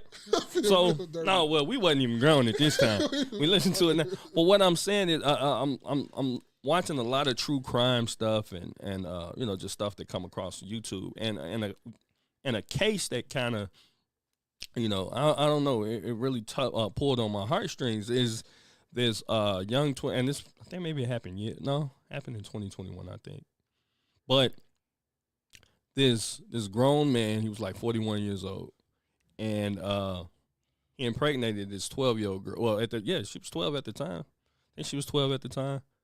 And the 41-year-old man, he had children by her aunt. He had like 4 or 5 children by the aunt. Impregnated the 12-year-old girl, and he unalived her. You know, so, you know, songs like this, you know, when I go back and I'm starting to really listen to the lyrics instead of just going off, you know, oh, this is a jam. And to me now it's like, damn, you guys were, you know, back in those times, you guys was like real mad. I mean, even now, but you guys are, because, you know, this guy's situation, you know, killing this young girl, you guys were real pedophiles. You know what I mean? And they'll tell you in the songs that they're pedophiles. And to me, I don't know how I bridged that situation with this song. But, you know, that was just something I was thinking about. So what I really want to say is, you know, just keep a watchful eye over your children. You know what I mean? You can't have anybody watching your child. You know, I don't care if it's an uncle, right? Because these uncles, you know, this guy who unalived this 12-year-old, that was supposed to be her, I guess, uncle. And there's other situations. I mean, your son. Make sure your sons are good too, because you know the uncles the aunties.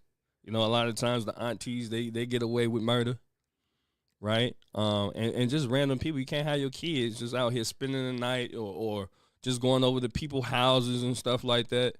Like we see so much of that, and then you have to deal with the trauma. Maybe a person isn't dead, you know, that child isn't dead, but there's so much trauma and stuff, and we wonder why this person, you know, this young person crashing out like this, you know, because he has different demons and different things that he went through that he's battling, you know, and the old saying is hurt people. So there's a reason why a person got their story. This grown person may have his story. R. Kelly has his story because his sister, you know, molested him. And so, you know, and that she put that demon on him, and he didn't have a problem with sharing it with other people. You know, so that's unfortunate. So really like I said, what I wanted to say, just keep a watchful eye over your children, and you know, just, you know, be that, especially fathers too. You know, because in these stories, what I noticed, there's a lack of fathers. And you know, as fathers, I think we have to be more involved in the children's life, even if you know you decide that you and the mother's not working out. Child support just ain't good enough, you know, because sometimes, I mean, she might have to go to work. She can't just leave the kids anywhere, and it's less likely, even though it may not be 100%, it's less likely that if she has a boyfriend or something, and that boyfriend is around, and she knows, and he knows that that father is still around and active in that child's life, that he'll try to take advantage of your daughter or your son. So that, again, that's just something I wanted to put out there. Cultivate said a lot of our grandfathers were much, much older than our grandmothers. Yeah, that's true. That's a fact. And I'm also thinking about the song, a couple songs in particular.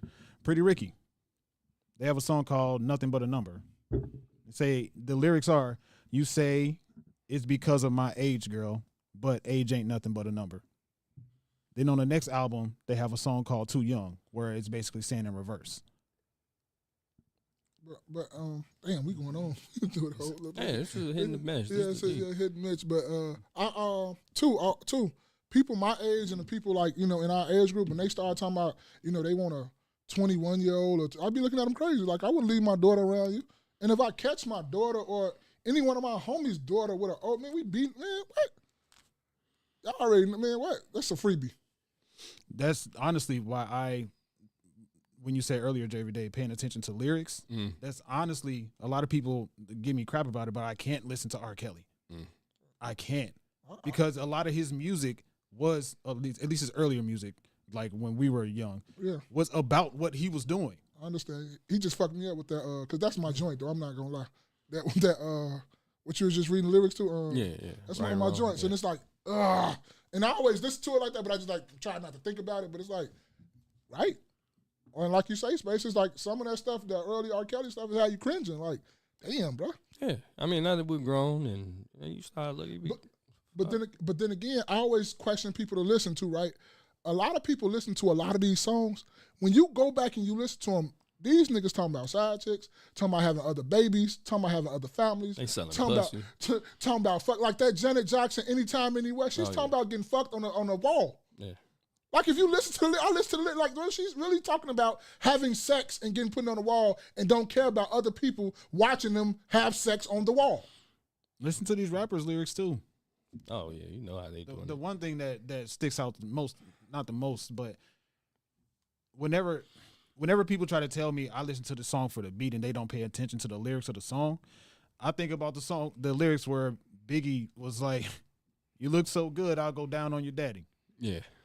Say it. You ain't want to say it, huh? The experience is gonna clip that. Yeah. Let me get that. There's like, and a lot of these rappers have those types of lyrics mixed into their lyrics, and we just overlook it because the beat is good or it sounds good in the car, or people playing it around their kids. Kids know the lyrics to the songs better than they do the basic math. The one song, y'all probably heard it, where she's saying, "There's nothing going on but the rent. You got to have a J-O-B." So, you know what I'm saying? It's just like, oh, if I want to date you, it's, what's happening? What's going on? Shit, the rent. You know what I mean? Like, that's a nice old saying right there. Yeah, the rent. So it's basically saying that, hey, you got to go ahead and pay to play, right? And one thing, before we get up off of here that made me think about the lyrics of the songs is because my uncle, he brought it to my attention. And he was singing I think what did he say? Death Row is the label that pays me. And that right there, he was like, I don't want to be on death row. You know what I mean? Literally death row. If you think about death row, that's where you should die. And that was something that made me think about, lyrics from here on out is that, again, words are important. And it's important what you say and what comes out your mouth. And you're repeating these things just, automatically. You putting it into the universe for sure. Like, yeah, I want to be 40. I want to be 40. And then next year, I want to be 41. I'm going to let Napson Beauty get the last word on this. She said, lyrics is a form of spell casting. Wrong button. Damn. Ooh. Sister every day. Ooh, that was a bar. Big shouts out to Will Hill. Big shouts out to Will Hill. And follow him on Will Hill Comedy on IG. I think that's on IG, and just Will Hill on Facebook if you still have that. Man. You say if you still have that? Still have that. Like, still have what? Facebook. It seems like it's Facebook. Thank you guys for kicking it with us. This is a longer episode. Yeah, Spaces love this. This is up his alley. This is what he try to do every week. But me and Jay every day, like, bro, we got. Y'all got to go, man. We got to go. We got other stuff. We got to go. We got to edit. We got to edit this shit. He be wanting these all the time. Yeah. And thank you guys for kicking it with us. This has been another edition of your favorite after church podcast, the No Key Podcast. Wear your crown, build your legacy, kings. I am your man, Spaces. I'm Jay every day. Hey, I'm about to be 40, my nigga. John.